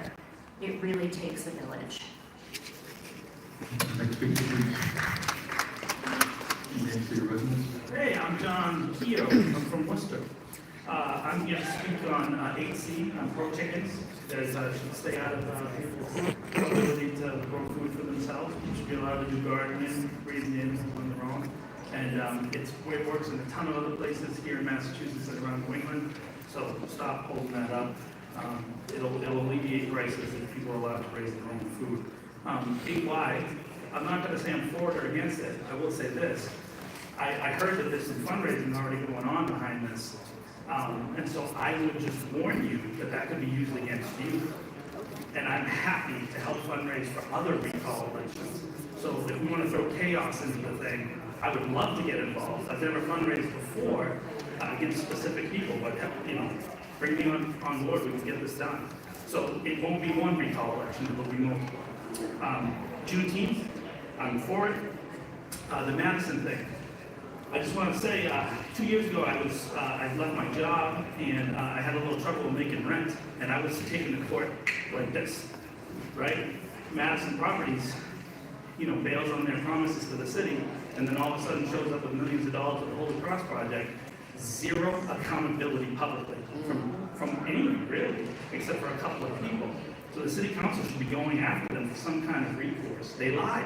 It wasn't just a promise made that they couldn't make. They lied and showed up with capital. They said specifically in their statement, we don't have the capital to match the project in the ballpark thing, and then all of a sudden showed up with capital for Holy Cross. And I would like to hear you guys talk about that publicly. How did they magically come up with the money that they couldn't pay us back? Right? Where did that come from? And then the last one is on the executive session. The current version of 18A has been repudiated by the Supreme Judicial Court in Massachusetts 16 times since 2020. You can look it up on the city's free LexisNexis account and see it. It's right there. Just put in executive session. The law says may. May. It doesn't say you have to do it. It says may. And it's normally about if someone is actually charged with a crime or there is a civil action against them. It's not for a conversation. Yeah, absolutely. So we vote for you guys to have public discussion, not secret discussion. Thank you. Thank you. Put your name to your residents. Good evening. My name is Kaden Davis. My pronouns are he, him, and I'm a resident of District 4. First, I urge the council to pass 18C to officially support and recognize February as Black History Month. At a time when our federal government refuses to acknowledge the value of Black history and Black Americans, it is imperative that we take a stand. Black history is American history, and this recognition is not just symbolic, it is a commitment to truth, justice, and equity. I am also here to speak in support of 8BB, raising income and estate eligibility for the city's senior homeowner tax exemption.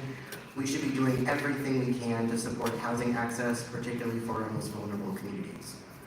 I'm against 8Y, as others have already very eloquently explained. This is an attempt to intimidate Councilor Nguyen and would not at all enhance our process here. Now, let's address the council's continued failure to investigate or take meaningful action against hostility, discrimination, and hatred. Despite countless requests from your constituents, you chose to vote against a thorough investigation into the transphobia, discrimination, and toxic culture within this very body. Additionally, Councilor Merrill Carlson has yet to apologize for the derogatory. That's not on the agenda tonight, so we'll stay with the PY. Additionally, Councilor Merrill Carlson has yet to apologize for the derogatory and dehumanizing language that was used to refer to Councilor Nguyen. Let's be perfectly clear, Councilor Nguyen is not the issue. The issue is this, that this council believes it is somehow immune to basic standards such as workplace safety. The issue is this council's blatant disregard for civil rights and equity. How can Worcester call itself a sanctuary city when its own city council refuses to protect its non-binary councilor? You cannot hide behind performative actions or empty words. Your actions or lack thereof speaks volumes. And let me be clear, we will keep showing up to hold you accountable here and most certainly at the ballot box. Good evening, my name is Margot Barnett. I'm a resident of Worcester for the last 35 years, I think. I'd like to briefly touch on a couple of items. 18C, I'd like to ditto what the previous speaker said about that we should absolutely be recognizing Black History Month, and it should have been recognized earlier in the month. And 8X, if we're going to really give recognition to holidays like Juneteenth, we need to fly the flag longer. And if you have a policy that says you only fly a flag for 24 hours, let's take a look at that policy and amend it. The main thing I'd like to talk about, though, is 11A. That's about accountability for Madison properties. I represent a community organization on the Worcester Community Labor Coalition, which is a coalition of community groups and organized labor that seeks to make a city that's livable for all of us, that economic development is community development. We spent the better part of the year trying to get a community benefits agreement for the ballpark. I believe that we met with all of the councilors who were on the council at the time. Everybody agreed, committed to us that they would not give tips to certain companies if they didn't, if there wasn't a community benefits agreement in place. I don't know whether any councilor followed through on that commitment. It was not, as a body, it was not enacted. So Madison Properties was always the bottleneck on it. They were the real obstruction to getting a community benefits agreement. The city administration assured the community that the ballpark didn't cost us money, and that was contingent on various developers like Madison Properties coming in with projects that would bring in tax revenue. So they got a tax break, and they haven't followed through on their commitment. So I think real quick. I think it's really important that we have accountability, and that I'm really grateful to Council Haji for bringing this up. I think it's really, really important that the city use every method, every means to, including clawing back the TIF for not keeping us commitments. I agree with you on the TIF.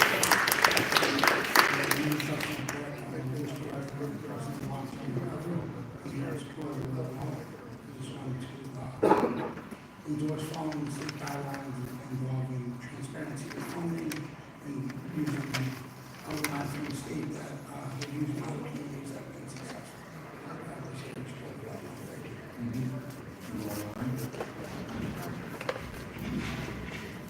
Mayor, there's someone speaking to identify as Dario. We're trying to get the resident now.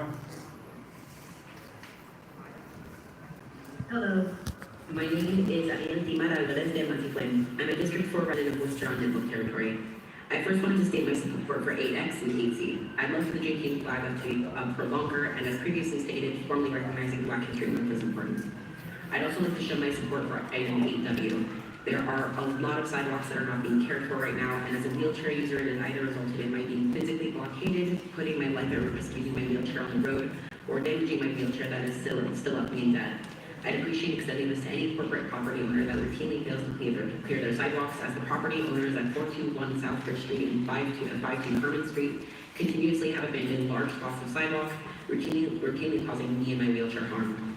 I wanted to state regarding 11K and 11L that I would like our city to do more to protect our unhoused neighbors. I appreciate warming centers, but based on the people I've seen sleeping outside in intense and violent cold, I would say it's not enough. I hope that any policy decisions about how we handle homeless encampment sweeps involve reducing sweeps and hostility and working to reduce rent so that it's possible for our neighbors living in such distressing conditions to finally rest safely. I'm also strongly against 8Y due to recall elections based on things like malfeasance, which is the legal term for the wrongdoing of a public official, would theoretically be swell in the case of a city councilor using a slur against a coworker, but I think it's one of those things that is so easily corrupted to use in bad faith, and I don't think our government with this. I'm also against item 18A. In general, I prefer discussions about someone's personhood to be dictated by that person, not the council. And complaints, charges, or discipline against other people is absolutely not something that should be discussed behind closed doors. I also, as many people have stated, supporting APB. And finally, just another reminder that we are still waiting for a public apology and condemnation for the slur "it." Thank you. The half hour is up. We want to take a vote. We have 6, 7 more online. What's the rest of the rules, Mr. Chairman? I move that we suspend the rules for 15 minutes. From 7 people, okay? Roll call. Council Brightman? Yes. Council Caloria? Yes. Council Gia? Yes. Council King? Yes. Councilmember Carlson? Council Dion? Council Ojeda? Yes. Council Pasillo? Yes. Council Russell? Yes. Council Toomey? Yes. Mayor Petty? Yes. Mayor, Speaker is Tom, I'm trying to do resident now. Tom, will you please state your name and city of residence?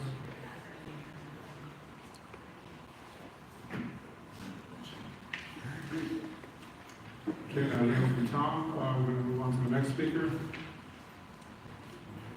The next speaker is Natalie Gibson, I'm trying to do resident now.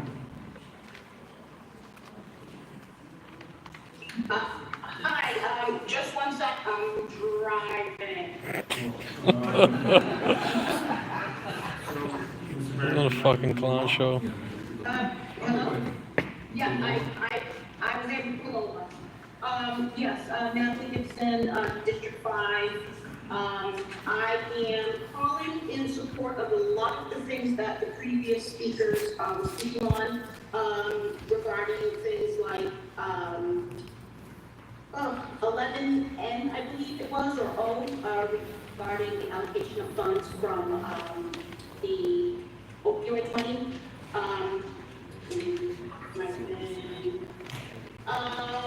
I would really like to know what happened with the snow treatment that happened with our last storm, because in my opinion, it was horrendous. So I would like to see that get better, and I am aware that we do have a new commissioner that's on board.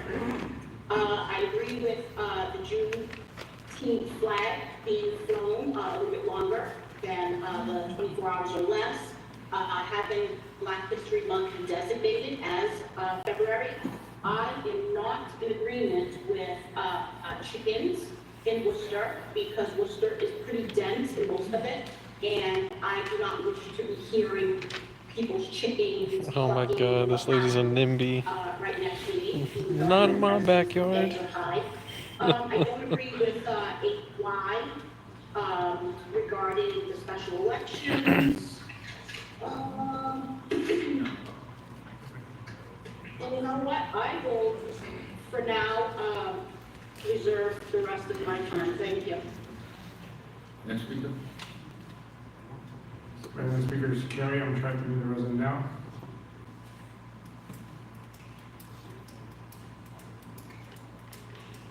Carrie, can you please state your name and city of residence? Yes, my name is Carrie McCallum, and I'm a resident of Worcester. And I am here today to speak in support of 11O. I am a mother in long-term recovery. I work in the recovery field in the city of Worcester. I actually visited city council at the end of 2023 about this same issue. It's been more than a year, and I feel like the recovery community still lacks that transparency about how the funds are being spent. We want to see this at tables to happen, but on how these funds can best be spent to support the people that have been affected by the opioid epidemic. And I feel like I just know more about all the other towns and cities in Massachusetts doing with their funds more than I know the city of Worcester where I live and work. So that's an issue. We need more transparency around that and more input from the recovery community. Thank you. Mr. Mayor, the next speaker is Joshua, trying to go over now. Joshua Sunquist, District 1. I want to talk on behalf of 8C, and I am definitely not in favor of having chickens in my neighbors or my own backyard. I think it will be a nuisance to the community, and I'm not in favor of it. Thank you. Thank you. The next speaker is Abby, I'm trying to go over now.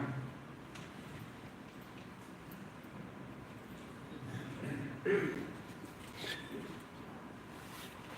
you hear me? Yes. Okay, so I'm Abby Morvalero, I use your pronouns. I'm in favor of 8C because I'm pro-chicken, and in favor of 8X, you know, let's let that flag fly, you know? Let the flag fly, you know? Juneteenth is a holiday, and so let's have the flag fly on Juneteenth. All right, now, I'm opposed to 8Y. Opposition to 8Y because it is a blatant attack on a certain council member, and a certain council member owes another certain council member an apology, which never happened. So, and you know, I'm a trans individual, you know, and this matters. All right, that's good. That's all. So Mayor, the next speaker is Julie, trying to do the resident now.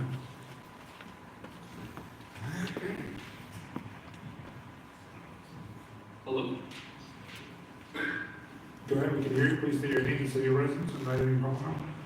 Hello, this is Anthony Raphael and I guess Julie Miller. I'm resident of the city of Worcester, speaking in support of 8C, as well as support for the Juneteenth flags, support for the designation of Black History Month in February, in support of the senior tax abatement as well, and against the recall election measure, as well as against in favor of the investigation into the Madison property group regarding the Polar Park situation. That's all. Thank you. So Mayor, the next speaker is Brian Bruchungle, trying to do the resident now. I'd like to comment on my item PW. Should I do that now? We'll come back to you, Brian. Okay, thank you. Thanks, Mayor. The next speaker is Maine Morales. Good evening. Maida Morales, resident of the city of Worcester, District 5. I'm here in support of 8Z and having a study of the number of apartments and reasons why they're empty in our city, given our lack of apartments that are available for our residents. 8Y, I oppose that. I think we should all be aware of what goes around comes around, and you know, this could actually come back and affect you, those of you who are putting this forward. 11O, we need transparency on how these funds are being distributed and the process used for such distribution. Once again, marginalized folks in our community are being shortchanged. I think we learned some lessons with the ARPA funds process, and we should probably not let it repeat itself here. Of course, I'm on favor of 18C and designation of Black History Month and recognition of that. I don't even know why we have to have that come through for comments, and that should be a given. And I'm in support of flying the request to fly the Juneteenth flag, 8X. And the main reason I came today but then found all of these other issues, was 8BD. I think that we need to definitely look at a way to expand the senior homeowner tax exemption. This, along with other programs that the city offers, will help to ensure that our seniors can remain at home and live a dignified life. Thank you. Mayor, the speaker is, Tom. I think we try to unmute the resident earlier. We try one more time. Hello. What's your name, sir? Yes, Tom Marino, City of Worcester. On 8Y, there should be no piecemeal amending of a very horrible charter. If, if you want to amend it, let's open it. And there seems to be resistance from some in council about that. And on 18A, while I'm sure the path forward in good faith, one raises transparency issues, but more importantly, as I think somebody else mentioned, the statute actually says may, which would leave it that as to the option of the council by vote. And I think that the council, the environment is toxic enough as it is, and there's enough problems there. And I would think that enabling a weapon to be used by maybe not the majority, but the majority in the future. To pick and choose what gets aired in public and what doesn't, it's just a really terrible idea. Again, another speaker said, they're dealing with criminal issues or civil litigation, that's one thing, otherwise, everything else. Thank you. Thank you. Mayor, the next speaker is Atticus, and Ken Rose now.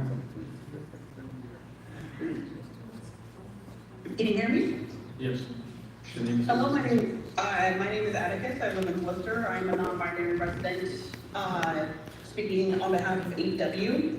I was coming home from the grocery store earlier today, and I saw a wheelchair on the turnpike in the road, which is completely unacceptable. My partner also uses a wheelchair and also has been struggling hardcore just to get 3 blocks they need to get to work in their wheelchair.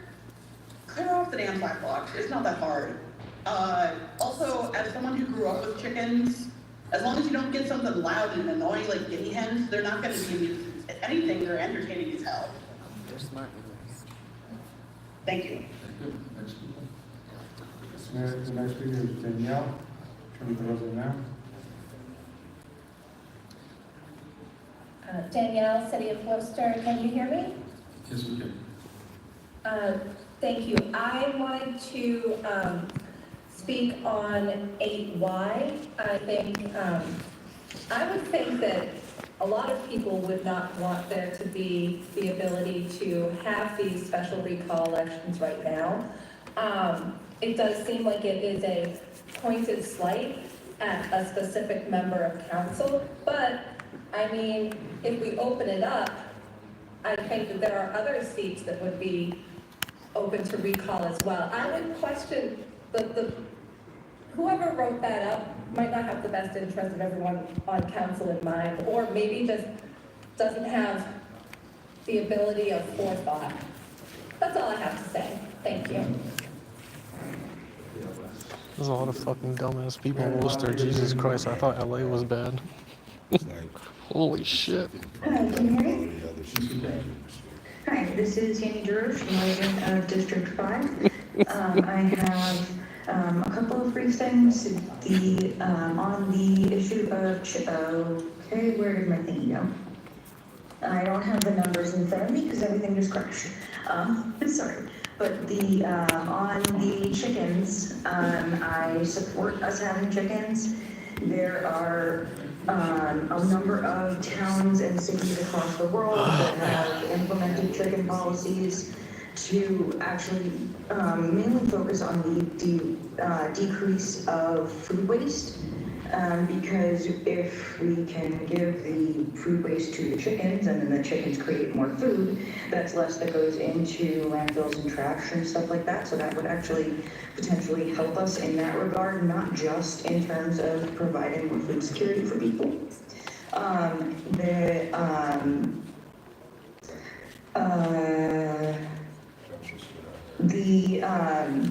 The rent control item from Fred Nathan about overpaying for 3-deckers. I see this constantly online. I see this constantly even from within the landlord communities that I'm in. that some people are just paying astronomical prices for some 3-deckers in town. And then jumping prices, I see some people talking about their rent doubling or going up by over $1,000 because of a new buyer. And it makes sense, you have to recoup the costs, but we need to have some kind of protections in there because of how many multi-conglomerate international companies are coming in here and buying up stuff. I also wanted to support Rob Balava's item for the senior homeowner tax exemption, the income and something else eligibility level getting raised. I think that with everything that's going on right now and how much inflation has affected things, that definitely needs to be looked at. And in terms of snow removal, I've brought this up before, but I would really, really love it if we could do some research and look into what it would mean for the city to implement alternate size parking, so that we can make sure that the roads get to the widest that they can be for emergency access and everything. So, thank you. Okay, we'll be our last speaker. Mr. James C. Rosenson.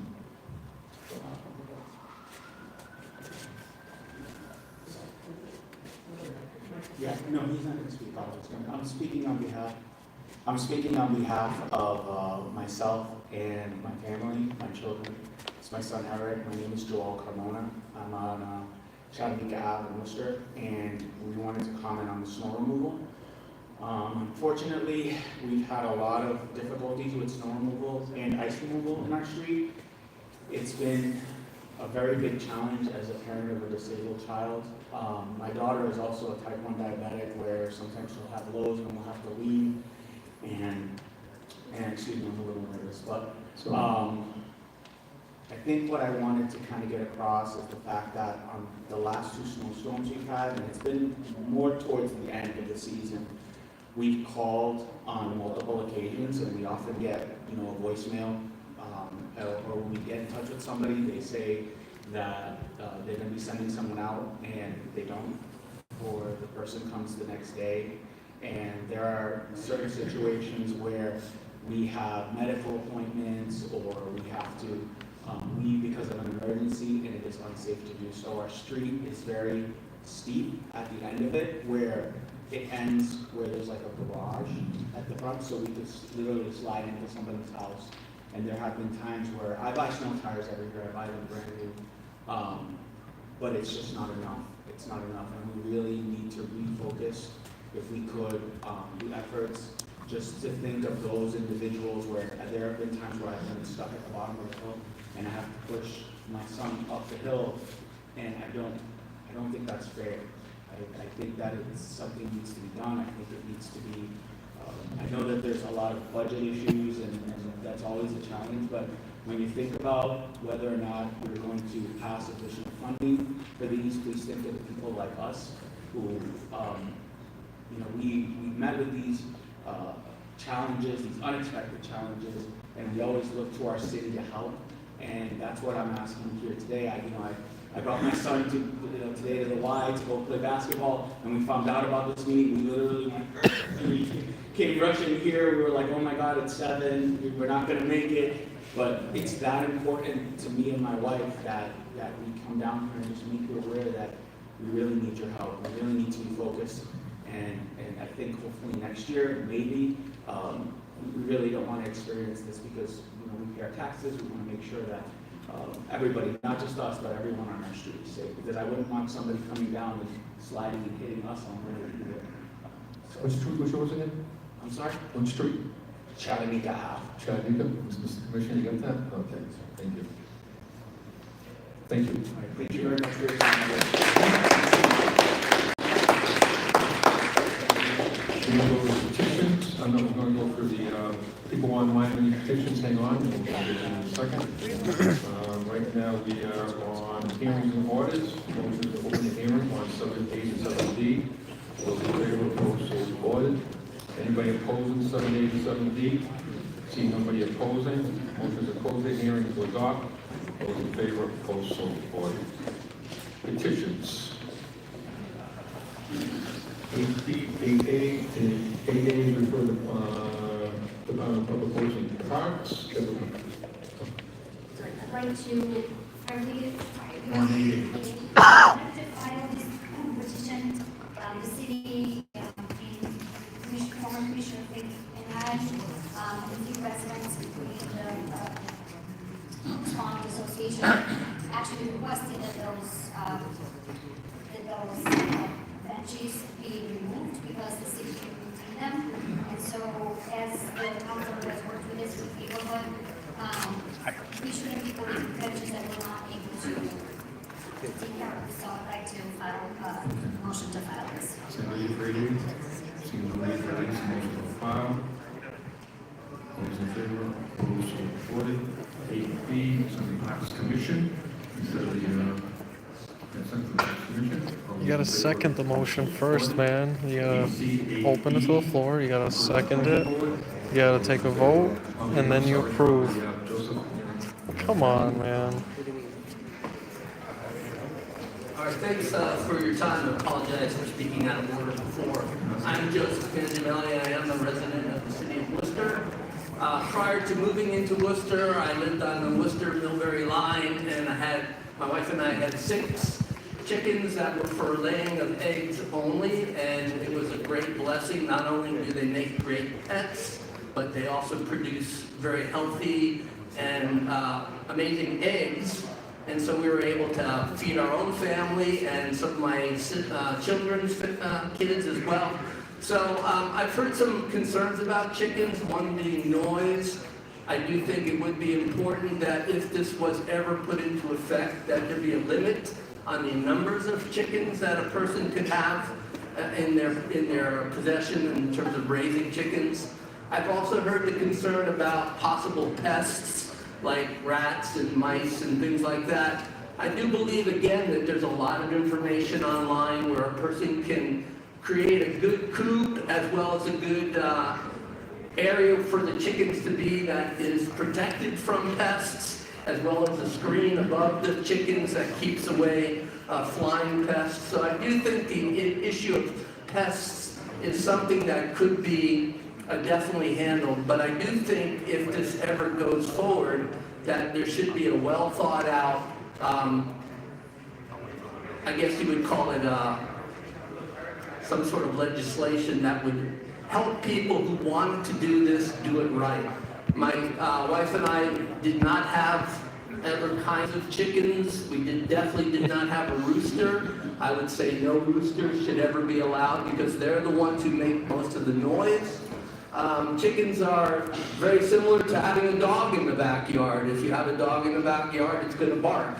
Chickens make noise just like a dog would make noise. So they don't make a lot of noise. And I just think this is the time's come. Last time we went to the grocery store to buy eggs, they were $5.50 for a dozen. That's absolutely ridiculous to have to spend that much money for eggs. And not only that, I'm not even getting great quality eggs. So having the egg production, having a pet, being able to teach my grandchildren how to raise chickens correctly, how to care for them correctly, I think this is a win-win situation, and I do think concerns can be properly addressed with the right kind of legislation. So I'm here to say, please allow this to happen. As a former chicken owner, when I moved into Worcester, I became very sad to be told you cannot have your chickens anymore. And so I had to give away all my 6 chickens. Thank you.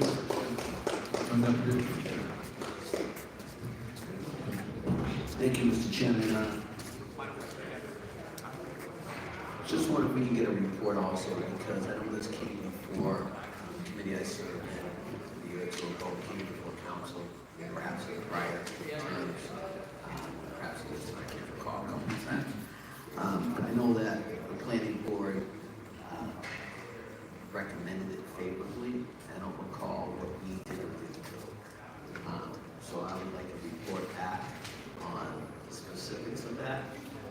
The reason I'm asking is, in my mind, I'm wondering why I have to send it to the planning board and go directly to the committee. I think it was these properties, I believe. I don't know if the clerk has anything to add. so I think the solicitor, you know, saying this, but I think it has to be 2 hearings on it in most cases. That's why I think once it goes to the planning board and then it comes back to the council, depending on the planning board recommendation, and then the committee has a hearing. I believe it was, if I'm not mistaken, economic development. That's what it was, yeah. Yep, so it was heard maybe about a year and a half ago on the common road. And, yeah, so I'd like to report back to this, so you can follow the trail. Again, my question is it necessary to go to planning board, or can it go right to economic development? Given that it was a positive. Are you really left your thing up there? Yeah, it's intentional. Because of the lapse. Through the chair, to the council, I don't know what the exact language of this is compared to the other petition. I would certainly, if you want more information, you can ask for reporting and hold. Yeah, so I'm asking what was explaining why I want the report. You know, perhaps we can do this a little bit quicker. To the chagrin of some folks, I am in support of this, Mr. Chairman. You know, I was supporting it previously, and you know, if there's a way that we can shorten the process for us to actually take a position on it, it would be great. Thank you, Mr. Chairman. I like that report. Is it being hold this then? No, send it Just on. ask for a motion to get a report. You gotta make the motion, then you gotta second it. Come on. It's like basics, man. They don't know how to make motions. He has to make the motion, somebody has to second it, and then it gets... Holy crap. When I said that, I'm sure this is well intended, but I think the petitioner himself states what is obvious, which is you live in the towns, he came from the Millbury Worcester line, I'm assuming it might have been closer to Millbury Worcester. Maybe makes sense, but the densely populated city like Worcester, we've heard testimony that you get the right kind of chicken, you don't get a rooster. Well, who's going to monitor that? We've got a code department that's out straight. And they're going to take calls because somebody got the wrong kind of chicken, or actually included a rooster in the mix. I just think the price of eggs isn't going to go down because some people in Worcester, and probably very few, are going to have their own chickens. I will say, unlike dogs, which are on a leash, people are used to, used to raising or taking care of, chickens are somewhat of a novelty and an unknown, and I don't think they belong properly in the city. So I'm not opposed to report it. I mean, dogs carry rabies, so... And I'm also a fan of chicken. When a chicken soup, when a fried chicken, barbecue chicken, and all sorts of Well, chicken. that's what he could say. He could say mandate XYZ shots. It's easy. It's very easy. Or not.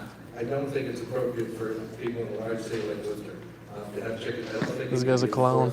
I think it's going to be detrimental. It's very easy. Let me also say, who's going to make the decision of who gets done the chicken, the landlord or the tenant? If it's in a rental situation, then I can see all sorts of conflicts. One of the code department about tenants, not having permission, or landlords not giving permission.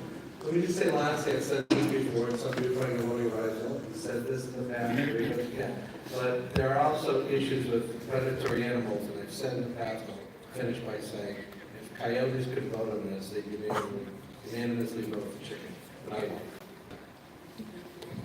Council King, Council Russell.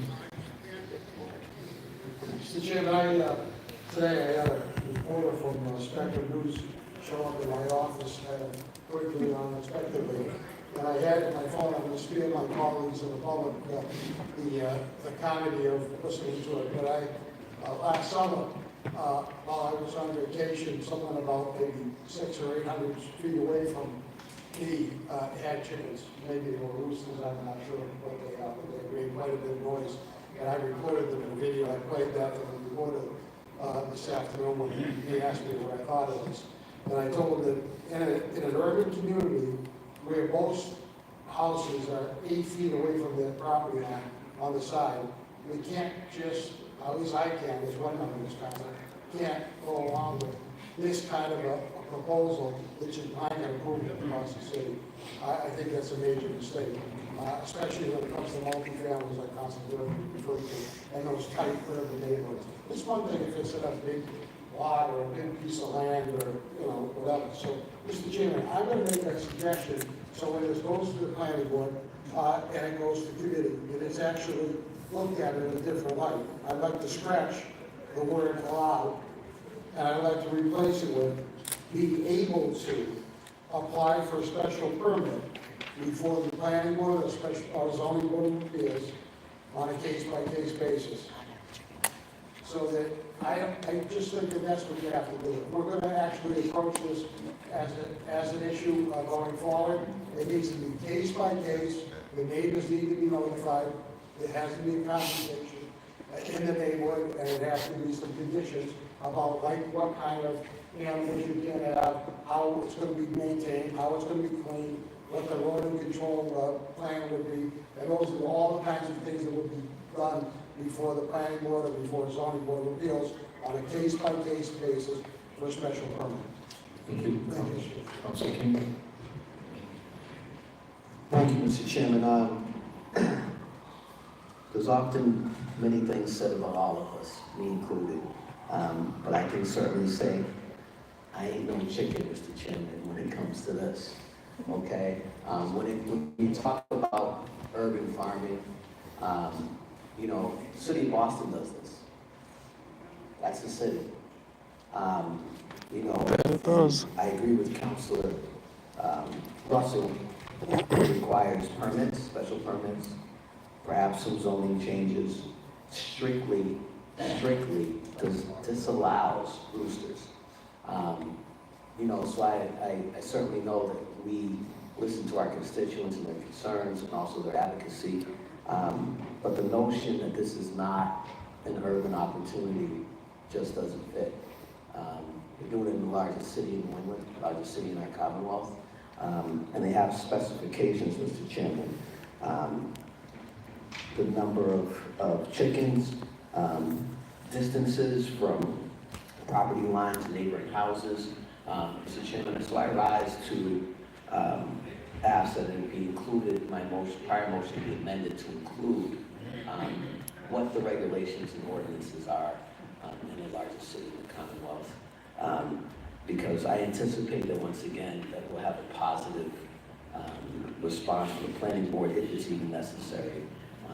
Thank you.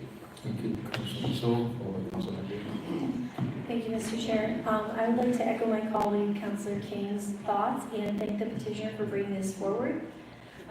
Chickens are probably existing in a lot of neighborhoods in the city. You don't realize it because when they're quiet and the chicken owners are respectful, it tends to not be an issue. That being said, I do agree that there should be special requirements going forward to make the process clear and concise for everyone. But, you know, the petitioner spoke about his grandkids, and one of the people who came to the mic, Zane, was actually Mr. Zane from my kids' farm school. And when kids do get to hold chickens and they see the, you know, raising eggs and growing chickens, it is a really cool experience for kids. And I think when we talk about sustainability, this is a great way to think outside the box a little bit. So I do look forward to being included in the conversation supporting this going forward. Thank you, Councilor Hydrant. Thank you, Mr. Chair. It is kind of hard to spend so much time talking about getting permits about chickens when this council hasn't spent any time talking about transphobic and xenophobic comments and holding a life and death fire sprinkler, automatic fire sprinkler order. With that said, just want to remind folks that Amanda Shearstone, a District 5 resident, started this conversation about chickens about a year and a half ago. Not only did she start this conversation, she had multiple meetings with then Councilor Rose, who was the chair of economic development, and Councilor Keaton, I don't remember who else, Councilor Rivera. She actually proposed 2 different sets of ordinances based on, I believe, either Brockton or Lowell.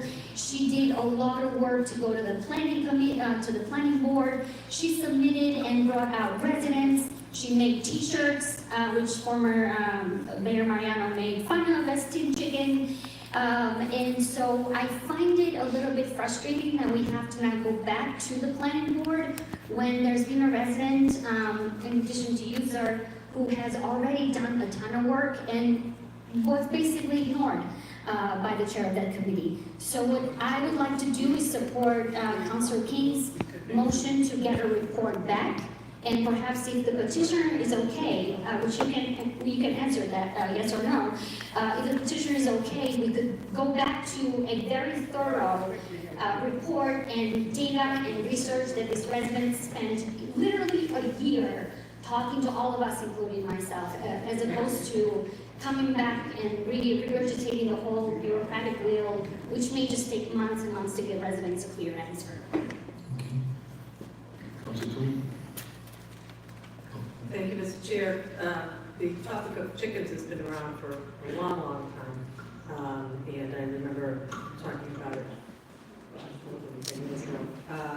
but at any rate, I'm wondering, we have community gardens. Perhaps we could take a look, and this would be in the form of a motion, request a report, take a look and see if we could do community chicken coops as well. That would provide some opportunity for people who may not have the land, who may not have the ability to have it in their home, such as the 3 acres that we mentioned before. But it's an option, and it's something to consider. Okay, so we'll take a motion about all the items together, all the reports requested. Chairman, I'll go there with you. I was going to that next. And so all those in favor, then we send this to the planning board, along with the other 2 items, D and E, as amended by Councilor Russell for consideration. Point of order. So in my mind, there's a possibility of just it's already been to the planning board and going to economic development. In my real mind. So my question is procedurally, once it's at planning board, does it have to be heard? I wonder if it makes sense to hold it for the report, or can 2 processes be going on at once? Because it's not necessary to go there, it doesn't need to go. Do we see what's going on at the moment? Through the chair, to the committee, I can jump in and maybe the solution determine what you can do is you can send it to the planning board tonight, and if we speak with the planning department, they say they don't need a hearing, then we can probably send it back to the council with, I don't know if the mayor's going to write a report on it. That's my suggestion. We say, once the planning board says that we don't need the hearing on it, that we just automatically send it to economic development. Sounds good. Okay. As amended. Okay. All those in favor, opposed, so ordered.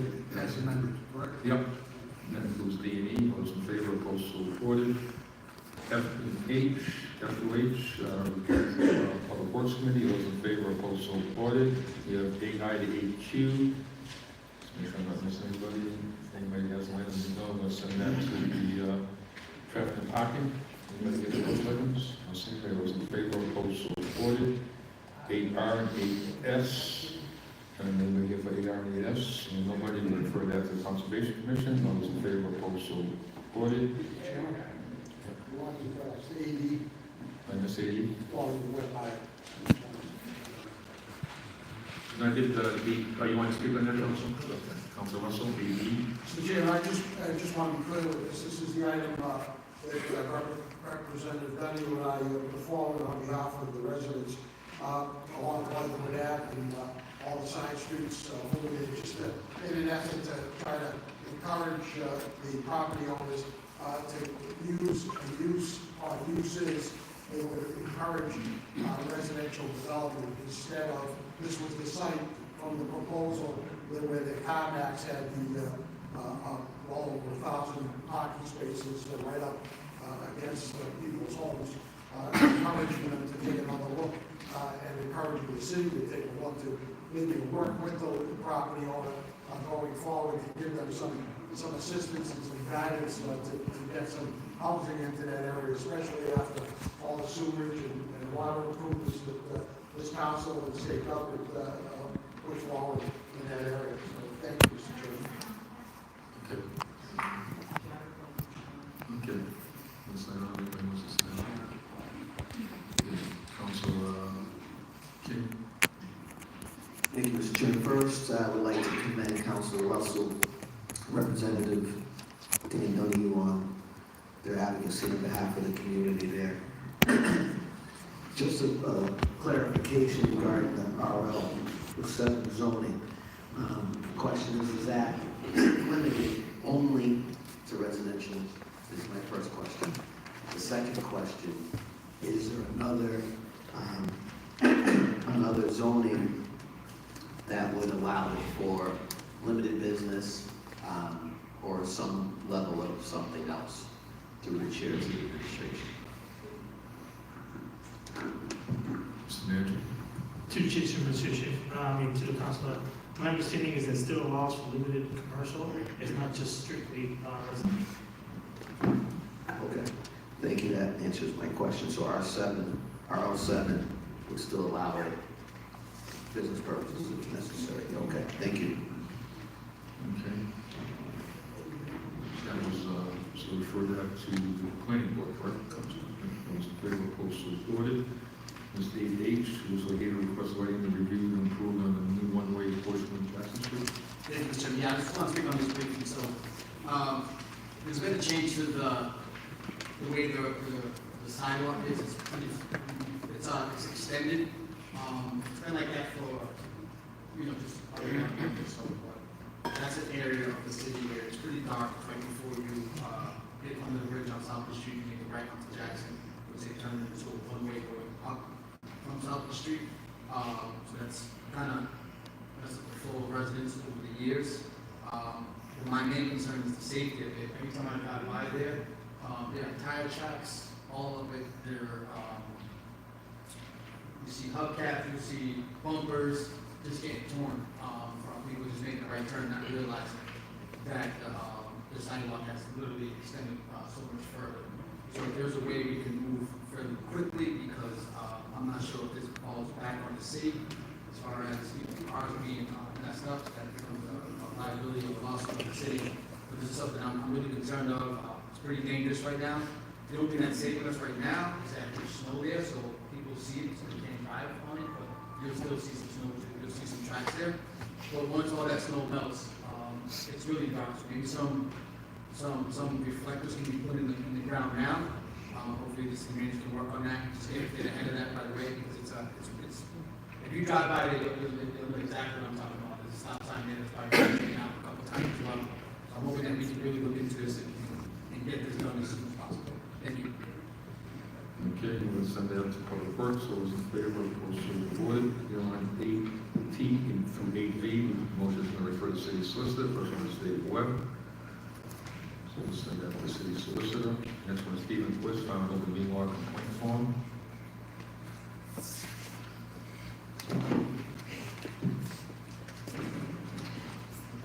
Stephen Quist, Worcester. On February 7th, we had city councilors King, Nguyen, and Ziaz issue a public statement on behalf of the city council education standing committee. The education standing committee has not held public meetings in over 15 months. All three conspired together without public knowledge or notification in direct violation of open meeting laws to issue their joint public statement as reported by the Worcester Guardian on February 8th. Discussing certain matters with other council members outside of properly noticed meetings is a direct, intentional violation of the open meeting laws. There was no scheduled meeting to undertake the action which is illegal. The open meeting law is to ensure public transparency in government decision-making, and that did not occur in this instance. All three now have to be held to account for their callous disregard of our open meeting laws. Thank you. Okay, we'll bring that to the city solicitor. Those in favor, opposed, so ordered. Before parcel found over the meanwhile. We'll send it to the city solicitor. Those in favor, opposed, so Mr. ordered. Chairman, if I can just speak on these two, please. Council King. Thank you, Mr. Chairman. Just would like to ask the city solicitor to come back with us with whatever documentation that will be sent forward as soon as possible, Mr. Chairman. And just want to state for the record, there was no attempt to conceal here. Folks, this was a public statement by three individuals, and if in fact there is a violation, we look forward, I speak for myself, to understanding that, and there may have perhaps been some procedural mistakes here, and that we rectify that if necessary as we move forward, Mr. Chairman. Thank you. Send that to the city solicitor. Those in favor of proposed ordered. Next we have Brian Trumbull, request city council requests the city manager reconsider requiring landlords to routinely fail to clear their sidewalks after storms, continue to fund used to pay for proper snow and ice removal for said sidewalks as well as crossroads entrances at intersections. Mr. Mayor, Brian Turnbull is online, we're trying to locate Brian.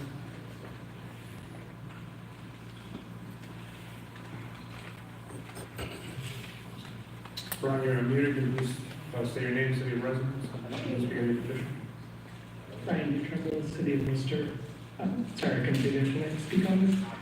But I hope anyone who has seen a city sidewalk recently can agree that something needs to change regarding how our city clears its sidewalks after a storm.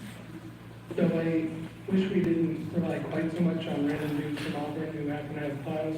Our city tends to do a decent job of clearing its roads eventually, but the state of our post-storm sidewalks have often been abysmal. We put the responsibility for snow and ice removal almost entirely on property owners, which could be a fine system if they were really held accountable. But anyone who has tried walking around our city over the past week has likely almost died a number of times, and the state of our sidewalks remains unacceptable in many cases, particularly at intersections where pedestrians have to scale. It's legal in California, so what the hell do I care? I have submitted reports being review on one end, but there are just so many issues after snowstorms that there's no hope that anywhere near all of those reports will be addressed. Some backwards ways thinking, man. And yes, a system for fining property owners already exists, but clearly the fine is either not enough or not given off enough. My suggestion would be that we levy an additional tax on property owners to pay for snow and ice removal, and then allow those property owners who show that they can be trusted with maintaining their sidewalks to apply to be exempted. This would drastically cut down on the number of hours spent chasing after neglectful landlords and provide more reliable revenue for snow removal. But we saw how landlords and landlord enthusiasts reacted to paying a few bucks a month. What item was this? Tea? So I would expect that to be a tough sell. Regardless of which system we choose, we need to make it much more expensive to not clear sidewalks, and we need to create real consequences for endangering pedestrians. Oh, okay, almost there. I just care about why. That's the only one I care about. Thank you. Thank you. We'll send that to the manager. Council King. Thank you, Mr. Chairman. I do have an amendment that perhaps may be acceptable to the petitioner. I want to also thank Mr. Dutremble for his advocacy. Through the chair to the administration, my recollection is that the previous city manager, and I think this council perhaps had a hand in it as well, but we worked with our seniors and we worked with our high school students who would volunteer to help out in these sorts of instances. So I want to ask you, Chair, to the administration, if they could speak to that. Through the chair of the council, yes, historically there was a process for a number of years. That went away a number of years ago. But the process was that we would work with the senior center to identify agencies, high schools, ROTC programs, any volunteers that we could sign up. And we would provide this list to the senior center in the community for individuals who, any seniors who called that needed help in removing snow. They would call this volunteer, and these individuals would show up and help remove some of the snow in their sidewalks. That's something that we'd be happy to work with the senior center to bring back, but it's definitely something that I remember historically because I used to be the one coordinating that effort in my project management roles back in the days. I do want to say something really quickly in regards to this. The city currently right now, once a fine is issued from a property owner for not clearing the sidewalk, then we give them a certain amount of time to rectify the issue. If they don't, we send a contractor to clean it, and then we charge the property owner not only the contractor fee, but also the fine. And if after a period amount of time they choose not to pay these then there is a potential lien that could be assessed to the property. We currently have that, and my understanding prior to the meeting today, I was told that we have over 300 requests for contractors to deal with in the city. So we're on top of it. There's a lot of requests, but this is something that's extremely important, and that this council body and the administration made that decision years ago to ensure that these contractors are helping to keep property owners accountable. Thank you, Mr. Chairman. You know, that was my recollection, Mr. Chairman. I guess I'd make a separate motion that we initiate that service. It sounds like there's someone in the city who could be tasked with doing exactly that. I recall the ROTC folks. This isn't just for seniors, this is for folks who are disabled, who are unable perhaps to care for their property business due to limitations, et cetera. And, you know, my motion would be that we initiate the service that developed a list in coordination to whatever degree with the senior center, identifying volunteers, ROTCs, students, etc. Towards this end, Mr. Chairman. I think one of the things that we've learned over the years is that it's a coordinated effort. It's public, private, and volunteer. So if we get that begun, I think it would be helpful. And I also think it would be a great civic duty that these young folks can provide to us if they're so willing. Thank you. Council Russell. Chairman, on the 21st, I received an email from an 86-year-old resident asking for assistance. And I asked Laura at 311 to give the information. I figured I'd share it so the public would know about it. She gave me the names of the various different organizations that are doing this now. Alpha Phi Omega WPI is doing it. Hector Reyes House, Holy Cross College, Government Relations, and North High ROTC. So that information coming out. Thank you. So send that to the receiving end, along with the motion from Council King. In favor, was supported. Fred Taylor requests the Juneteenth flag be flown from the Friday before the holiday, when Juneteenth is not on Friday, until the day after the holiday. Is your name, see the residence? What item is that? Good evening, Fred Taylor, Worcester resident, president of Worcester branch of the ACP, and also a business representative for the Carpenters Union. I'd like to speak on several items. The item that I filed a petition for was 8X. The reason I filed that petition is last year, the Juneteenth flag was flown on Friday. The following day, the flag was taken down, and I don't believe Juneteenth was on the following Tuesday or Wednesday last year. So that's why I filed a petition. I think it only makes sense that if you fly the flag prior to the day of the holiday, the flag should at least be flown until the day after. So that's why I filed that petition. I also would like to speak on 18C, Happy Black History Month, everyone. It shouldn't need to be put on a petition, as someone said, or as a resolution, as someone said earlier. But there's some people in the country who still don't respect it, believe it, and understand that Black history is American history. There's so many things that were created. We have so many successful actors, athletes, etc. Black history, Happy Black History Month, and I want to support 18C. I also would like to support 11A that was put on by Councilor Tooley. I think that you guys, the council, should work with the city manager to explore putting snow boots. I never knew anything about that, but I saw that on one of the ordered snow boots so that you could plow our driveways. So that, you know, if one of the hazards or one of the obnoxious things is when you get plowed in, you own your house and they plow the streets and you get this big pile of snow. It would be good if we had something to solve that problem. The last thing I'd like to speak about is 11A, Polar Park. Polar Park District, also known as the Ballpark District Financing District. Yes, I agree with that. Thank you very much, Council and GR, for we're putting that forward to request the city manager work with Dow, Master Development to come up with a plan. 6 years ago, maybe longer, probably like 7 or 8 years ago, the process of Bowler Park had started. When that process started, we were all under the impression that the ballpark would be built, and there would be some other development around that area that would help support financing the ballpark. It still hasn't happened. This is 7 or 8 years later.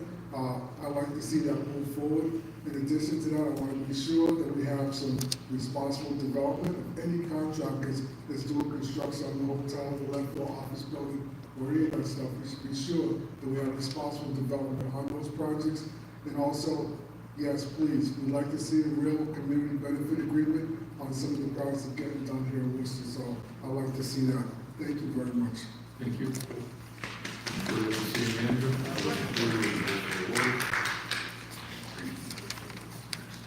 8Y, donated in advance, requesting the council petition stay listed for special act to amend city of Worcester charter to allow recall elections and municipal elections. Said petition will include the following: any holder of office elected solely by the voters of the city herein provide the reason for lack of fitness and competence in elective duty, corruption, malfeasance, misfeasance, and violation of the oath. Residents of the city Worcester may initiate a recall by filing with the city court. The office held whose recall was sought, and the statement of the grounds for the recall includes specific facts on one or more of the reasons. Should name city residents? Joe Hampton Gans, the House of Municipal Midland Drive, resident of Worcester District 3. I want to start by saying I sat there through the whole meeting and listened, and was patient, and listened to white people insult me, a black woman of color, during Black History Month, saying I wasn't intelligent enough to craft a petition on my own. I sat here and listened to the same white people who sat here weeks after weeks after weeks wanting to fight for inclusivity and to be seen, to be disrespected, who took over a meeting the first month of February, the first week of February, which Black History Month could have been recognized. But I'm not here to do all that ranting and raving about that. I came here with a purpose. I stand before you because I'm coming to you with grace and humbleness. I didn't do this to spite anybody. This is not a pointed argument. This is about we have no structure in our council. We have no order in our council. That's what it's about. It's about councilors not being held accountable when we should. The same people who you strived and rooted for and stood up for you and put money into your campaigns and door knocks and everything else to get you in those seats should have the same rights afforded to get you out if you are not withholding up to your oath. You took an oath when you took the seat. If you can't do the job, step down, let somebody else who wants to do it. Do not waste the taxpayer money. There's too much money that I personally pay in taxes as a homeowner for water, sewage, for excise, for trash bags, for you to say that you are not coming into work. All personal things aside. Any other job in America, you cannot walk away from and still expect to get a paycheck. You can't do it. It just doesn't work that way. Amen. So I'm asking this council to petition, just petition the state legislation. Let them be the judges on what the language is. Let them figure that part out. But it's not going to affect this council. We're too close to an election season. It's coming up. It's not going to affect anybody sitting on this council right now. But this is to ensure in the future that if somebody is not withholding and upholding their oath, they got to go. And the same power, again, that we put you in those seats, we should be able to take you out of them. It's as simple as that. It's not personal. But when I'm sitting here and my intelligence is insulted and I have people talking about karma and everything else, oh, I was listening to everybody. I am out here unapologetic. I ain't got nothing to lose. What are you going to do to me? I'm a regular citizen. I will say don't threaten me, because I didn't threaten anybody. And I'm all about a good time.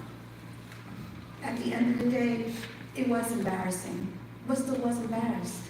I'm embarrassed. I traveled, as many people do.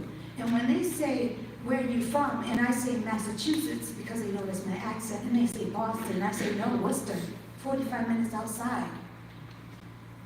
I had somebody in California tell me how trash Worcester was. I love Worcester. I'm 47 years old. I've been in Worcester since the age of 0. Absolutely.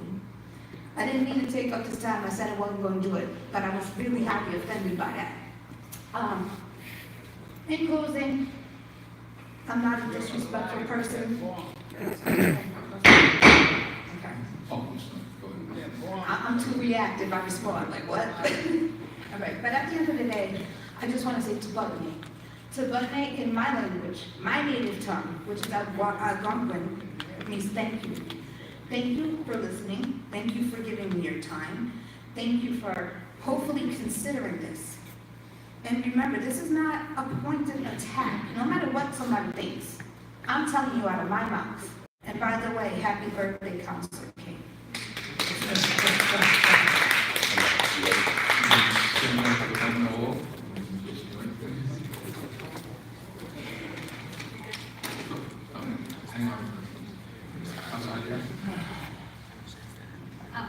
Thank you. Sorry, Mr. Nathan. Thank you, Ms. Hampton-Dance, for coming forward with this petition. And I want to believe that this is not a pointed petition, because if it were, then that would be really sad. So I just want to explain something. In principle, I agree a lot with, through the chair, to the petitioner, with the spirit of this petition. We should have a high bar for elected officials. That bar should be taken very seriously. We should be able to have conversations around what the conduct of elected officials should be. But I believe deeply, as I think I've heard a lot of my colleagues when we were having this conversation about the Community Preservation Act, that an amendment to the charter and engaging our constituents on a conversation with the charter should be done through constitutional mechanisms. And that includes the whole electorate. Having an elected commission body, if that's what the voters of Worcester desire, should guide us through a process for a whole charter review. We have heard a lot of conversations in the last, I would say, maybe 6 to 7 months, even during the last election season, when both residents and folks who have asked us about the old way and inefficient way that this charter review, in a lot of its respects, acts as. And I have been very open that I think I would be very much in favor for a charter review. We've had this discussion in MLO committee. Mr. Tom Marino, who has come to a lot of my neighborhood meetings to collect signatures and talk to District 5 residents about a charter review, has already some efforts. Former Councilor Rosen, I've heard talk a lot about charter review.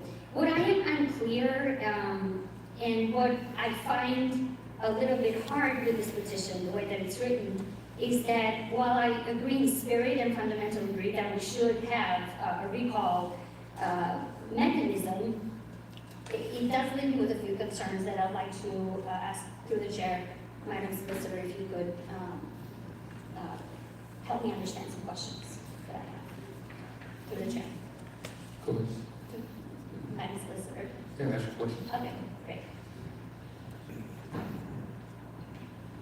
Thank you, Madam Solicitor. Through the chair, could you define for me the legal definition of incompetence? Through the chair, that there's a lot of case law on what that means, and that would be up to the body at that time at committee. If you decide to implement any recall, that would, the parameters would be. Thank you, Madam Solicitor. Who gets to define what falls under that category? I heard you say it would fall on the body, meaning when you say the body, for people that don't understand that language, does that mean the city council? Through the chair, yes. There's legal definitions, and that's a broad spectrum, and the city council would determine, what parameters and adopts. So for instance, English is not my first language, so, and I'm not a lawyer by trade. Some of my colleagues have that privilege of understanding some of the legal terms. But when we talk about categories like corruption, malfeasance, misfeasance, are those legal categories that would define, are those the only legal categories that this body would have to decide whether to recall a city councilor? And do we have the training to understand the legal parameters around these words? Through the chair, there's several other cities and towns have recall statutes, and that malfeasance and misfeasance are specifically tied to public office and public trust in the office. So there's some guidance as to how to, classify and determine those categories. Through the chair, and thanks for explaining all that. I think it's helpful for us to talk through before we take a vote on this petition, or send it to them, whichever the rule of the council is. If a councilor takes money, for example, in exchange for a developer doing a project, is that considered corruption? Through the chair, yes. Okay, so under the current charter, we don't have a mechanism to address that. Through the chair, correct, unless there's a conviction of ethical. But especially employees, as we learned in the last discussions that we've had around what our protections, what our labor protections are. The conflict of interest law envelops those instances, corruption, ethics violations, etc. Okay.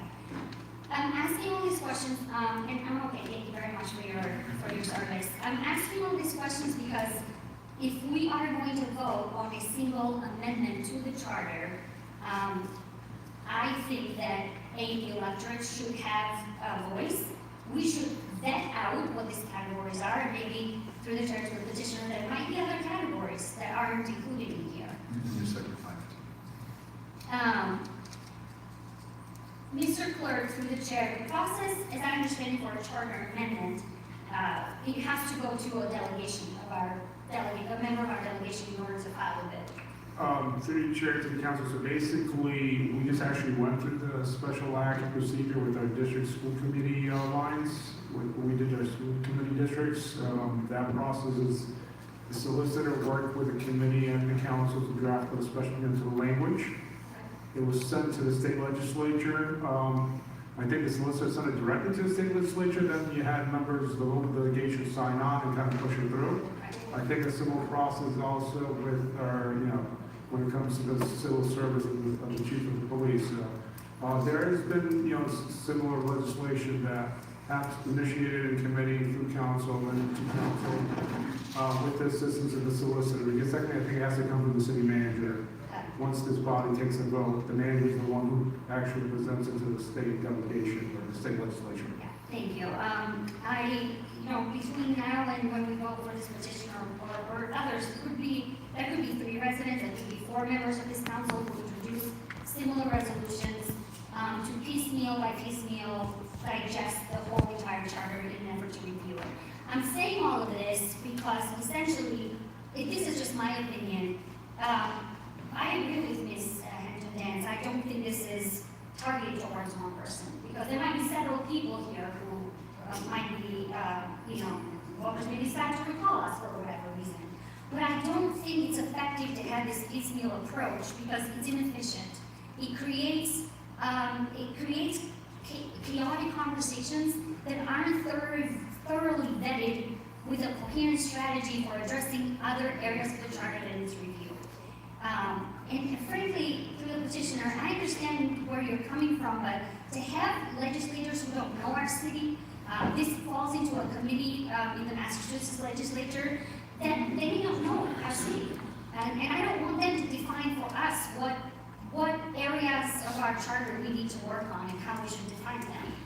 So what I would like to propose to the petitioner, if she's okay with this, instead of taking this piecemeal approach, I would love for you to work with Mr. Marino and former Councilor Rosen, who have been working and having this conversation, to actually have an entire charter review. And the way to do it is in a democratic way, by collecting signatures, electing members of the community in the charter commission, and actually go back and forth and have a discussion as a democratic body to make sure that we are including all areas of the charter that needs review. To that end, and Mr. Hernandez, I'm happy to connect you with the folks that are doing the work, and I think it would be an excellent contribution to that group. I would like to make an amendment, if the petitioner would be okay with that. I would like for the city council to resolve today in a symbolic gesture to support resident-led efforts that are already in place to place the question of charter review to voters through a local initiative petition. And that would be for the entire charter, not a specific area of the charter. I think that is the most democratic way that we can make decisions, and most importantly, it involves the entire electorate. Okay, so, Councilor Burton. Thank you, Mr. Chairman. I do believe that having the voters vote on very substantive issues, I've said that in the past, I would just note that we voted to redistrict the school committee races. There was no resident vote on that. Apparently, our state legislatures do us well enough to understand what some of my colleagues were asking us to do, because it got done. So I don't think there's a disconnect between what the legislatures know about the city of Worcester and asking them to act on our behalf. I'm going to cut through some of what I've been hearing from some of the speakers and simply say, for me, this has happened twice in my 12 years on the city council. It happened, I think, around 2018, and it's happened again. So whether it's effective or not for this particular circumstance, I think it needs to be addressed, because it's not something that hasn't happened before, and it's likely, without addressing it, to be something that's likely to happen again. Now, what hasn't been said are the consequences of not attending meetings, and those consequences being absent. Consequences are likely to be the 5-5 ties coming up in the future, which doesn't move our agendas along. The consequences are some of us, myself included, filling in at subcommittee meetings for members who decide they don't want to come. Now, I make myself available as often as I can, anytime I'm asked, and I know my colleagues do the same thing. But we don't take on the responsibility of what others' responsibilities are. We shouldn't have to, and that's being ignored. So I do think that the voters should have to say on this, but I also think that there are ways to consider addressing this issue based on attendance, not just based on the language that this particular petitioner asked for, which I do support and appreciate the petitioner asking for. I think there are other language that could be included with special legislation that would include a substantive number of absences without medical documentation, so that the city would be considered vacant. Obviously, if somebody has a mental or physical condition that requires them not to attend, that's one thing. But to routinely say it's okay because there's no rules and we should just ignore that going forward because that's just the way it is, or have a whole charter review because we don't want to address this issue, to me, I think is doing a disservice. I mean, there are residents of the city of Worcester that get the advocacy of somebody that represents them at large. All the residents of the city, in theory, are represented by somebody at large, also represented by the district council. And I would say the same thing whether this was a district council or an at-large council. So for me, this isn't addressing a particular council, it's addressing a particular position, which is, I don't have to show up if I don't want to. I personally think there should be some attendance requirements. So I'm just going to ask the petitioner to allow me just to amend the last portion of the item 8Y to say other options to declare a seat vacant. And I'd be more than happy to take this to municipal operations, Mr. Chair.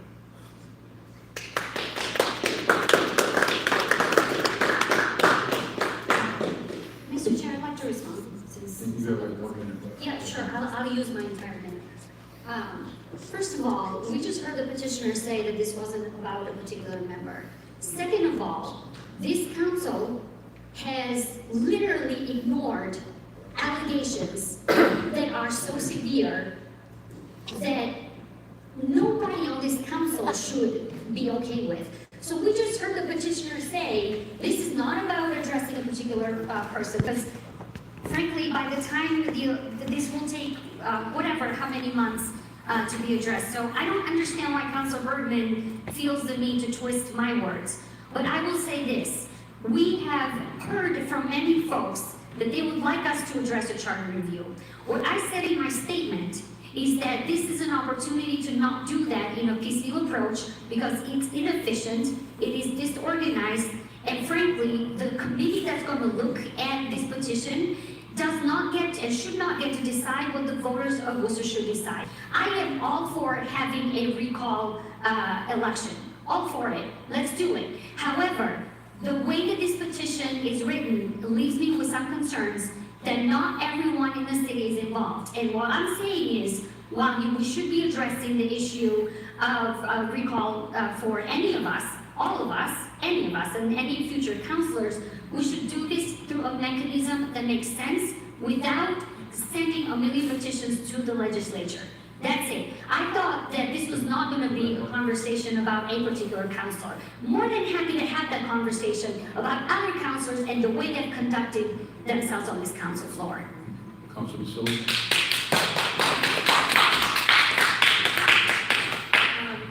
Thank you, Mr. Chair. I want to start by saying I do appreciate the petitioner taking the time to file this. And I kind of took a deep dive into what a recall process would look like, which the clerk already went over. But essentially, we would have to go through the language and determine, you know, what does incompetence mean? What are the benchmarks going to be? Who determines the standard? How could violation of oath be defined in a way that's objective rather than political? And I agree, I don't think it seems fair to have the council set their own standards. I don't mean that in an offensive way to anyone, I just think we're biased because we are on the council. So we could say anything we wanted as long as there are 6 votes and it would pass. In addition, we'd also need to decide how many signatures would be needed to trigger a recount. Other Massachusetts municipalities with recall provisions typically require a range of 10% to 20% of registered voters, and you're looking at 12,000 to 24,000 registered signatures. So essentially, what would prevent a highly motivated minority or a well-funded group from overriding the, you know, the council? Or anyway, once all of this was decided, this would take a really, really long time to go through the state, and it would be very expensive to do recall elections. And I'm not opposed to recall elections, but I do want to point out that there are 65 precincts, and it would cost, with early voting and mail-in ballots, and please correct me if I'm wrong, Mr. Clerk, roughly $250,000. So this is a really big decision to make, and I agree with Councilor Hydrant and I agree with Mr. Marino that I think we should look at the charter as a whole and look for major structural changes should require a full charter review, and not just to debate recall elections. I thought this petition was interesting. I thought about it a lot. I obviously thought about it way too much and did some homework on it. And I feel like we need to be non-biased and fair in anything we do going forward. And if we really do want to strengthen accountability, which I agree we absolutely should, we need to have a deliberate, legally sound, and transparent process. A charter commission would allow for comprehensive public input, legal clarity, and measured decision-making, which I think, that's all I ever want. Like, I just want us to be fair and do things the right way. So thank you. Councilor Green? Thank you, Mr. Chairman. I'm going to have to agree that the motion to look at the charter in totality makes sense to me. I have significant concerns about moving forward in this way, that it's used as a political cudgel, Mr. Chairman. I heard comments about attendance, subcommittee attendance, which is particularly concerning for me. I serve on the council where the chairperson would not schedule after 5 p.m. Despite the notice that I provided shortly after January of 2023, but I was not available until after 5. And repeated scheduling, important meetings about speed limit changes scheduled prior to 5 p.m. without any consideration. So this is particularly triggering to me. And we know that when that happens, if there's someone who's filling those seats in that committee, it must be approved by the mayor. And I know that I put in writing all of the concerns in regards to that. So when we talk about political cutthroats, we're talking about using things such as attendance for political means. That I'm not okay with. Now, in addition to that, the elephant in the room, Mr. Chairman, we have a counselor that's not here. We have a counselor that's not here indefinitely. I'm not aware of a counselor that's quit or resigned. Indefinitely could mean tomorrow, could mean a week, could mean a month, I don't know. In order to find that out, you have to communicate, Mr. Chairman. Now, in addition to that, when you talk about violation of oaths, I've been on this council for quite some time. I understand the concerns. I remember Councilor Gaffney disappearing and just not showing up, and then having the audacity to put his name back on the ballot the very next election. I recall that. I recall it well. That, however, did not involve any serious allegations pertaining to his being or any allegations of slurring in his regard, Mr. Chief. All of these things have come together. The timing of this is not a coincidence. We heard references to folks nationally making comments about our good city that I'm very proud of.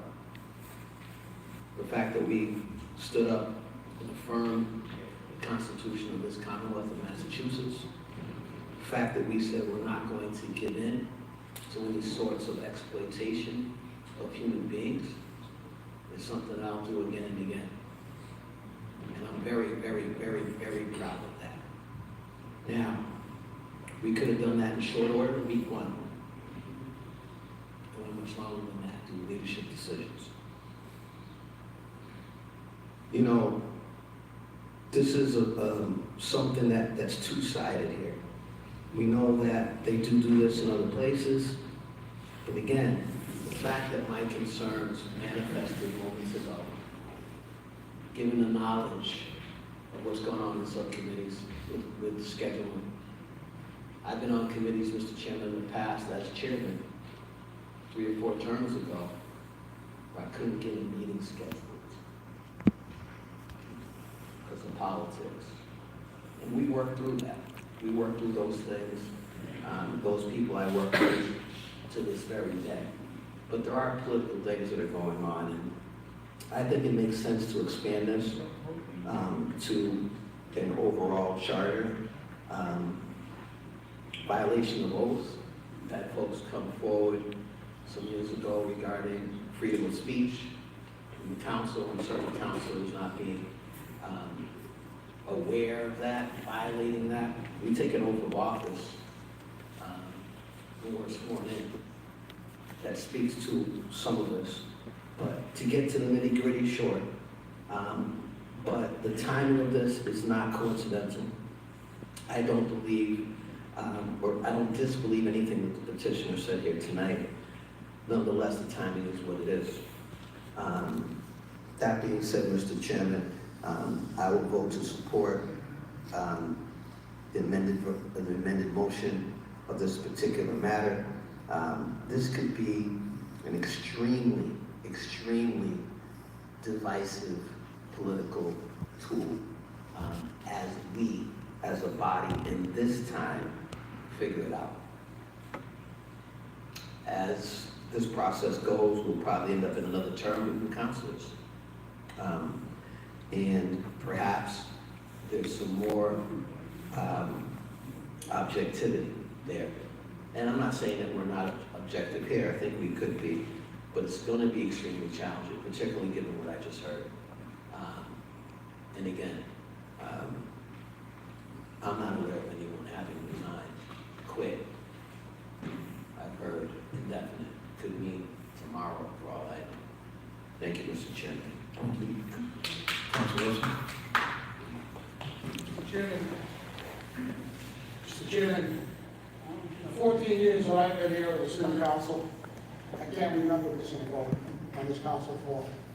I've had 100% roll call vote on this council floor for as long as I can remember.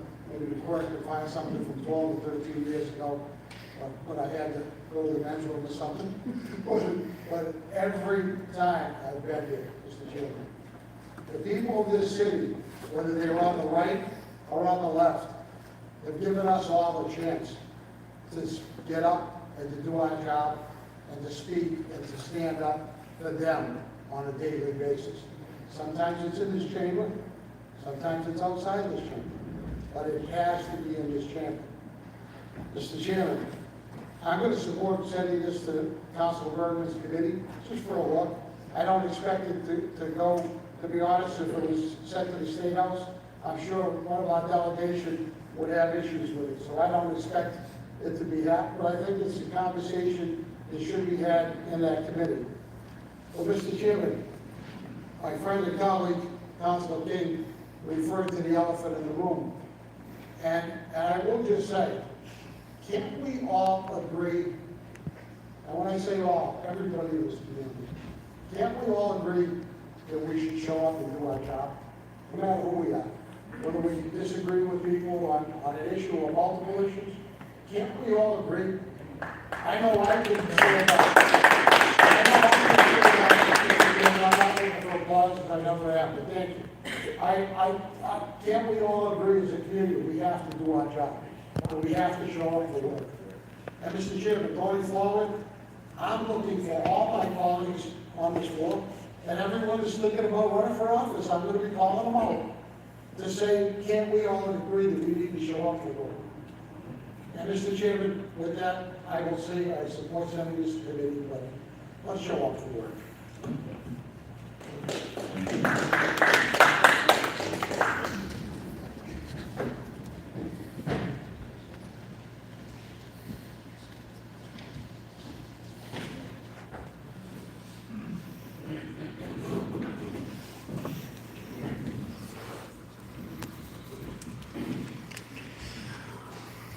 Mr. Chairman, I'll be quick here, and I do support something this committee. I also support, I think, I was talking to the city manager, I think I filed a motion that we do a charter. Not sure we can charter, we should do a charter for so many years, as opposed to, like most cities and towns do. It's like actually the charter, not saying whether it was wrong there or whatever, just saying we should do a charter review. And I supported that a few months back, and we should go over the process, meet with MO, and how we go doing that with the council. I think charter review is important, because times change, people change, communities change. We have a lot of new community members here, very diverse population, and we all like to have some type of input. It's a complicated matter. It's not going to be done like the petitioner said. It's not going to be done overnight, but it's something that we should talk about and really look at the charter and see what kind of changes we should make going forward. Thank you. Council Ada, District 4, followed by Councilor Toomey. Thank you, Mr. Chairman. So, I guess people haven't been aware that in MLO, our recent meeting, we had a meeting with Tom Marino, who actually has been very adamant about this charter review. So that's something that we've actually been addressing. That's something that's been on the table at our committee meeting at MLO. So that's something that, you submitted, that's something that we've been working on at that last meeting. So I guess when this comes up again, hopefully everybody has a chance to be notified, and we'd love to have you there for discussion, obviously. So it's something that we've been working on already. So hopefully, again, when we have our next meeting, everybody can attend. Thank you. Okay. So send that along with motions to MO. Council Toomey, I'm sorry, my apologies. Excuse me, Mr. Chair. So I remember, might be 26, 27 years ago, maybe 28, there was actually a very large campaign to try to do charter review. I was supportive of it then, I'm supportive of it now. We always should be looking to make sure that we're improving all the time. It does not, as was said, does not necessarily mean change the leadership, whatever, but to take a look at it. I think that this is something that should go to committee, and I think that that's where the majority of the work gets done, and I think it's important to have this discussion now as opposed to waiting for a full charter review. So I'm going to be supporting. Mr. Corbin? So, Mr. Mayor, just to clarify, basically, and Councilor Hajia put in, I think, an amendment, Councilor Hajia, or just a resolution itself? A resolution. So there's a one resolution which I can read for the City Council to support resident-led efforts to place questions of charter review to the voters through the local initiative petition.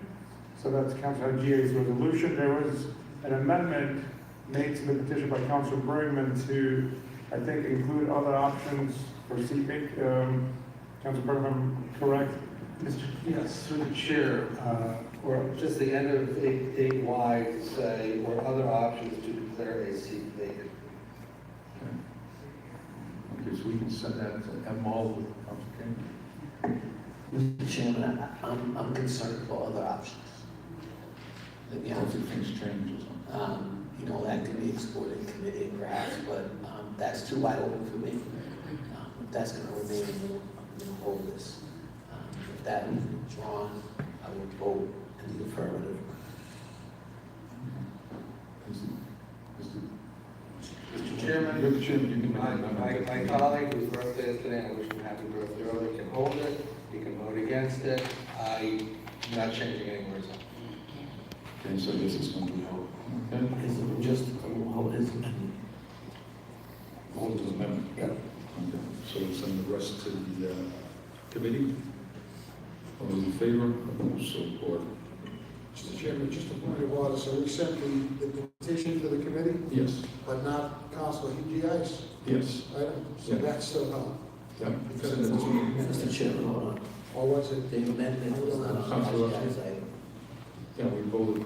I would like a roll call on the resolution, Mr. I'm trying to understand what we did. Okay. So, can we? So we're going to hold Councilor Bergman's amendment. We're going to send Joanne to Dance's thing. Mr. Chairman, his amendment to what, to Councilor Higi's? No, to the petition. The petition, okay. Then we have a vote, a roll call on the resolution to support charter review.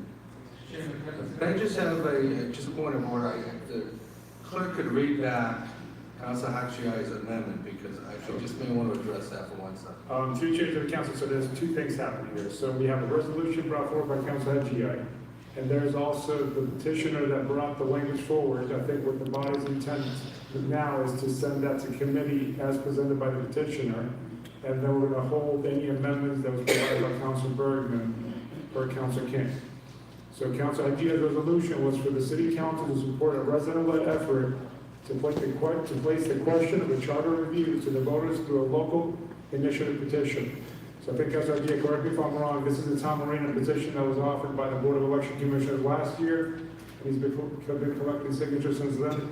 Mr. Chairman, so can I address? Councilor Bergman's got the floor. To the clerk? He's talking. Oh, okay. So let me just say, in committee, Mr. Marino spoke, and others, I think, were there to support him. And his frustration, I don't want to speak for him, my sense was his frustration was that the citizen collection of signatures was too cumbersome, and he wanted us to try to go about the charter change differently.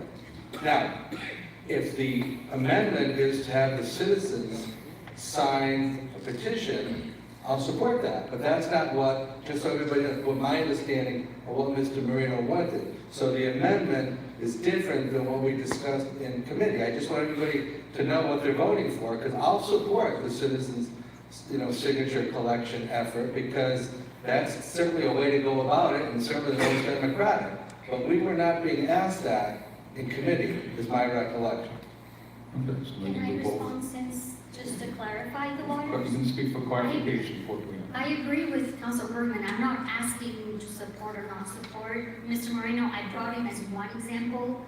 of a community effort that's going on right now. What my resolution is, what I put forward is for the city council to be on record supporting any resident, could be somebody else, any resident-led efforts to place the question of the charter review to the voters through the local option.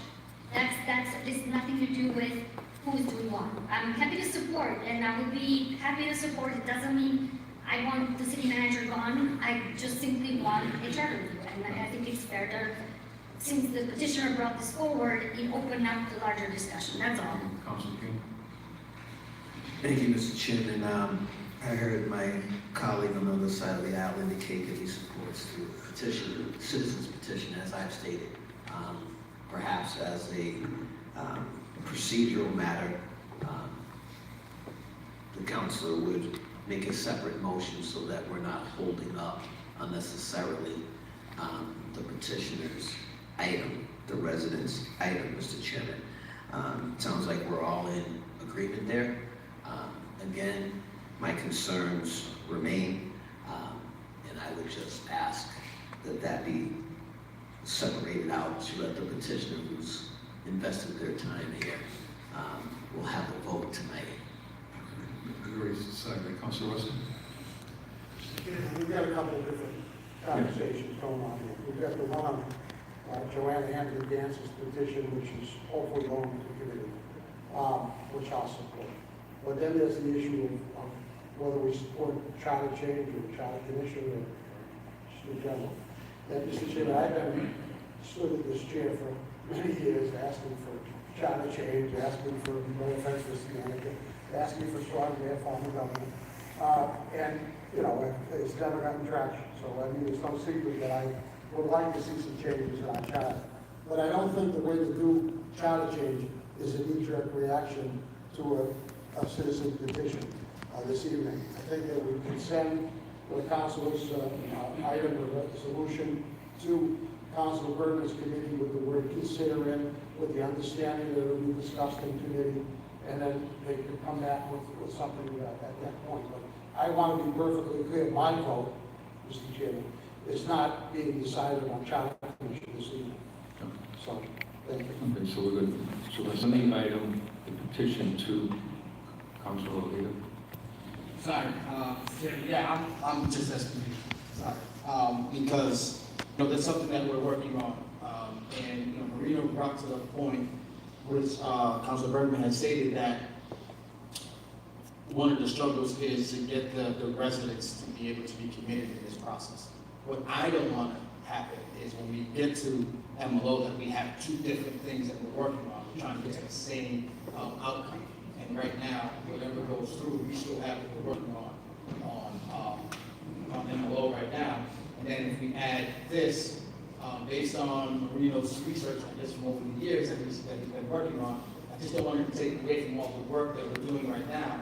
And then when we're in MLO, we have two different items. And then we're just sitting there trying to figure out which way the best way to go. So that's why I'm just sitting here trying to understand. Whatever we're going to move forward, understand that we're already working on something now. How do we make sure when we have it in MLO that we address everything that we need to address without taking away with the work that's being done already? So that's where I just think. I understand the confusion, but to me, the process is, it's an MLO now, they're having those discussions, so the council could do that. Also, there's going to be a resolution, they have the right to do in the committee. Then we also want to have a citizen petition to do it, a citizen as suggested by the resolution. So you can do this two ways, right? So we can, citizens want to go out and get signatures, do it, that's up to them. Or we could go to, it's in MLO right now, correct? You guys are having a discussion. So, no, I don't know.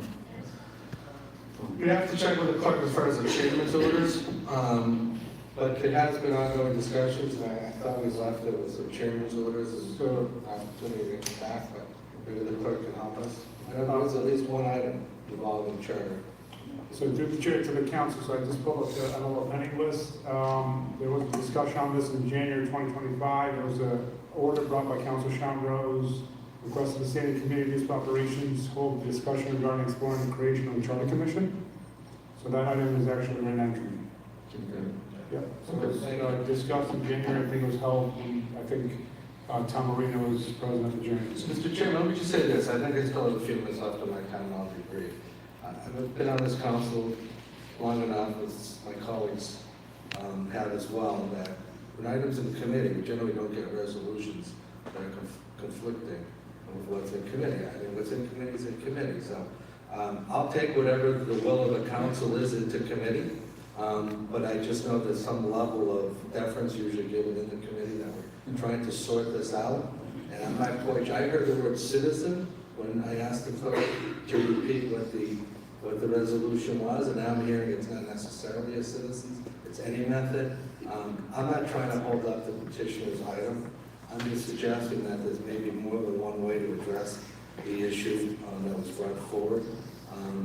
So whatever the will of the council is, but it's disappointing to me as the chair of the committee that I'm being kind of told what I have to discuss when we're already discussing it. Okay, so we'll send that to the committee, right, the petition. All those in favor of postal order. Now we have a resolution to say we support Charter Commission initiated by the public. So, Councilor Wilson? I can't hear. Mr. Chairman? So, Mr. Mayor, let me repeat what Councilor Jerry had stated. So, it's a resolution for the City Council to support a resident-led effort to place the question of the charter review to the voters through the local initiative petition process. So which is the as well do the work against 10,000? Are we sending that to committee, Mr. Chairman? You can send it after we take the resolution, you send it to me to talk even sort it out there. Okay? Councilor Castillo? Thank you. May I just ask one question through you to the clerk, please? So I'm in favor of this, but just for clarification, a resident can bring a petition saying that they support a charter commission, but then my question is, the people on the commission would have to be on the November ballot and be elected to the commission? Through the chair to the council, so basically, the residents have already come forward last year and requested papers. We printed, I think, like 30,000 sheets. I was at the meeting. Right, you're at the meeting. So basically, the papers are out there. If they do have 17,000, they can turn them in. And if they turn those 17,000, I'm sorry, the number could be less, or it could be a little more depending on how many good signatures there are. Once they drop those papers off and we certify and they meet the threshold, which is 15%, then we would file for papers for a charter commission. And depending on the timing, if it's going to be available for this November, if the residents, let's say, have 17,000 signatures, they come down tomorrow, we certify them, we would put the November Charter Commission for this November. What's the date that they would have to get the signatures in by? By the time we print the ballots, I think it's sometime, 90 days out. I would say like sometime September. I think I gave the calendar when we had the Board of Election Commissioners. I don't remember the exact dates. I did ask the petitioners who, the residents who were asking for those petitions to bring them forward so we can have plenty of time to certify them. But ideally, if we get them this summer, the Charter Commission would be available to be put on the ballot and people can run for those seats for this November. And then through the chair to the clerk, may I ask one more question? How many signatures would someone trying to get on the Charter Commission need to make the ballot? Through the chair to the council, I have to pull the agenda, but it was not a big number. We've done this before in the 70s. It's the same process as running for office, we're just running for the Charter Commission. Okay, thank you so much. So that's going to committee, then we have a resolution to support, if the public wants to take their own, which they can on their own, so, roll call.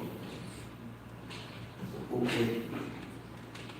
Please repeat that. Roll call on the resolution. Okay.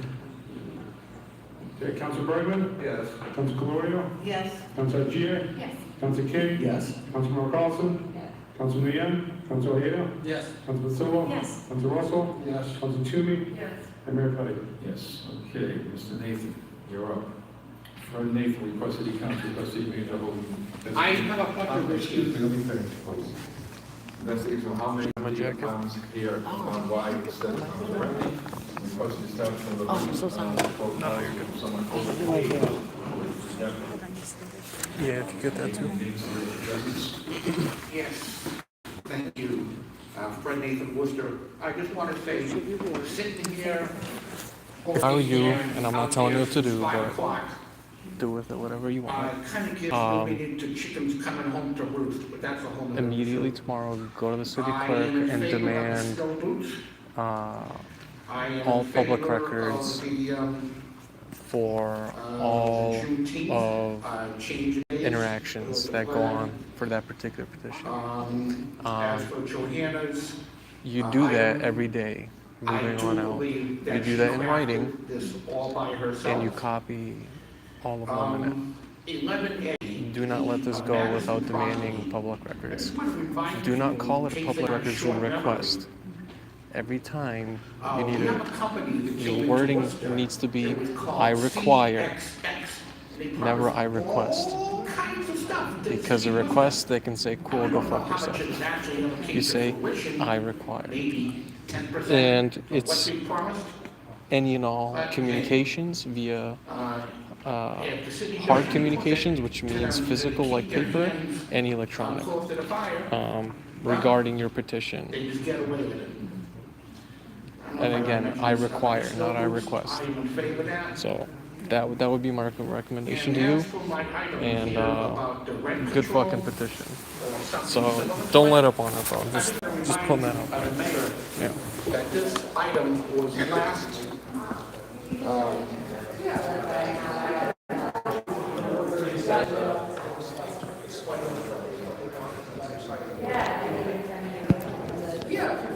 All right, I'm cutting it off here.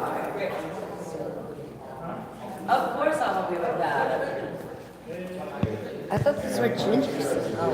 Yeah, ginger snap and chocolate chip cookies in the meeting. I was so red though. You know Joe Vigliotti, V366? So listen, man, all right? I'm not trying to be an asshole about this, but back in December 27th, this past year, I went and made a police report because basically I'm a journalist. I've been covering organized crime specifically, and one of those happens to be organized crime ties to Worcester Police and the Church of Scientology. As part of that, it's been for a little over a year now that I've been covering it. There's harassment that my family and I received. Long story short, there was a restraining order case I filed against a particular individual that's an agent that basically does the bidding of to harass and intimidate. I won the order, and when I was going to the station, the person I met at the desk was Joe Vigliotti, and I've done this many times before. It's very simple. You go and you say, oh no, it's my scooter. Yeah. You go and you make your request to say, I'll wait for somebody to come in here. I had a whole bunch of paperwork, and I let them know that I have an upcoming restraining order hearing on this very issue. It's a sensitive matter. And he basically just blew his lid. He said, and I have it all on video. I film my police interactions, so it's not for being an asshole. I just, we talk to the government. You're entitled to a receipt of your interaction. And he literally, as I was muted my microphone to talk to him, and I put my camera down, all right, I gave him my address, and I told him I'll wait in the lobby for an officer, hopefully supervisor up here, so I can speak with them. And he said, no, you're going to talk to me and only me. And I'm like, no, I'm not. I know when I'm entitled to a supervisor, and why are you being so difficult? This is an extremely sensitive matter. I then proceeded to move my camera and show him, just so I can capture him for his face for a video, because at that point I had not captured him. I just had my camera down low, and it was just capturing the audio between us. I had not captured his face yet. When he started getting aggressive, I captured his face just for my record, and he immediately, on the goddamn piece of paper I told him my address on, he fucking showed it to the camera. On live stream right there, thousands of people got my family's address, and he fucking doxed me. That's what doxing is. He fucking doxed me. And I told him this is a sensitive issue where they're sending threats to my family's home address I have shitloads of evidence. The court agreed with me because I won my case. And I told them this is literally why I'm getting the RO in the first place. What are you doing? And so anyway, I filed a complaint on him, but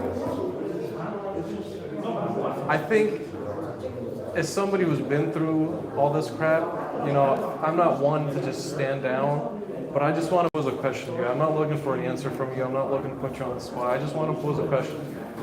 If it was a mother and her child who had experienced a DV situation, and they're coming in their first interactions with Joe Vigliotti, who clearly cannot interact with the public on sensitive issues, what does that say about Joe's behavior and whether he should be on the force or not?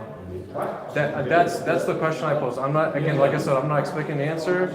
I know you work for the police, clearly. It's disgusting, it's abhorrent, and I've personally helped other victims of this same agitator who've gone through much worse shit than I have. And I told him all of this. This is an exceptionally sensitive matter, and this is just unbecoming of an officer. Yeah, you told your opinion. That's. I get that you're asking my opinion. That's it. Just patrolman, something a little higher up than me. Totally understandable. And I filed, and I did my due diligence. I spoke to a supervisor, and I filed a written complaint report.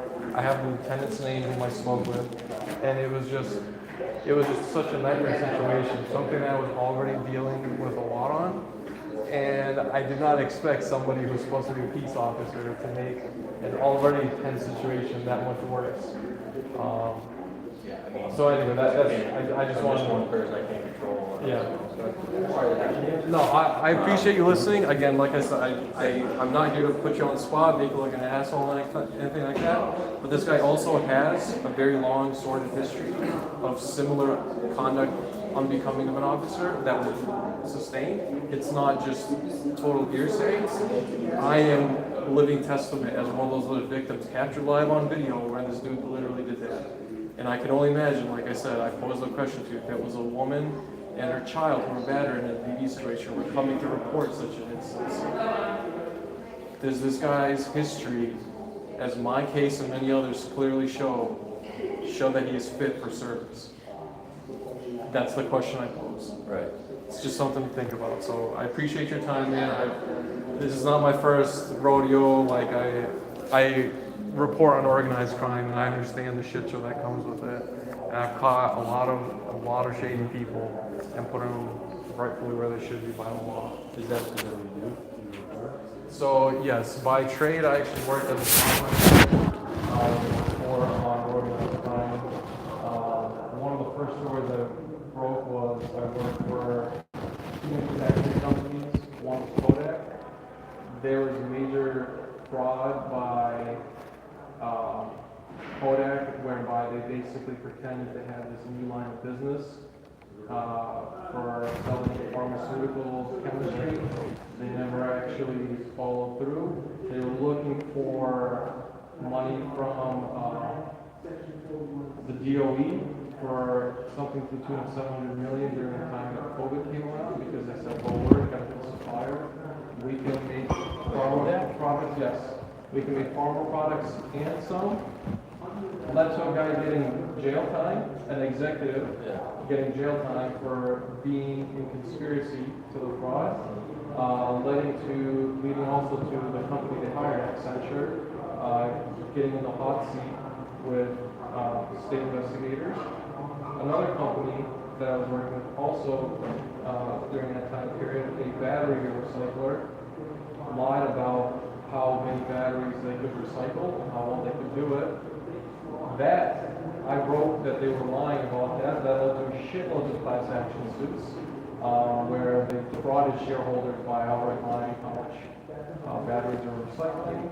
And when they sold this recycled mass, they were saying it was truly just batteries, when in fact they conflated it with scrap material like the aluminum and the plastic, as well as the powder that consists of lithium, cobalt, and manganese. And so this isn't like, you know, I'm not like what behind the mirror. I know this shit. And so, and I told when I met Joe for the first time, I didn't know we were going to do that. You gotta understand. this is really what I'm here for. I'm not just some rando. I know the law, I know how this works. I just need you to give me some leeway. It's a very sensitive issue, and your shit's so bad. I mean, seriously. What do you do when you don't shut that phone to you? I have no ability. I don't even care that I'm sitting there, I'm like, why even want to go through this? Like, I've got so much other crap in my plate. I want to get this done, check it off, check the box off, so I did my due diligence for the Senate report. And there you go, but no. So anyway, that was it. Tomorrow I will be going to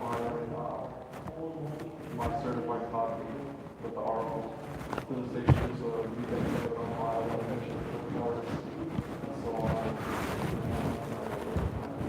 Anyway, man, like I said, I just wanted to put the story out there because, again, I have a lot to talk to you and a lot of people that, you know, give me inside secrets and very easy to get a hold of. Like, my email is literally always police me and say, I told them. I'm not like hiding it, it's got my name attached to my channel and everything. Anyway, it was just frustrating to say the least. Like I said, I appreciate this and I'm not trying to put them on the spot.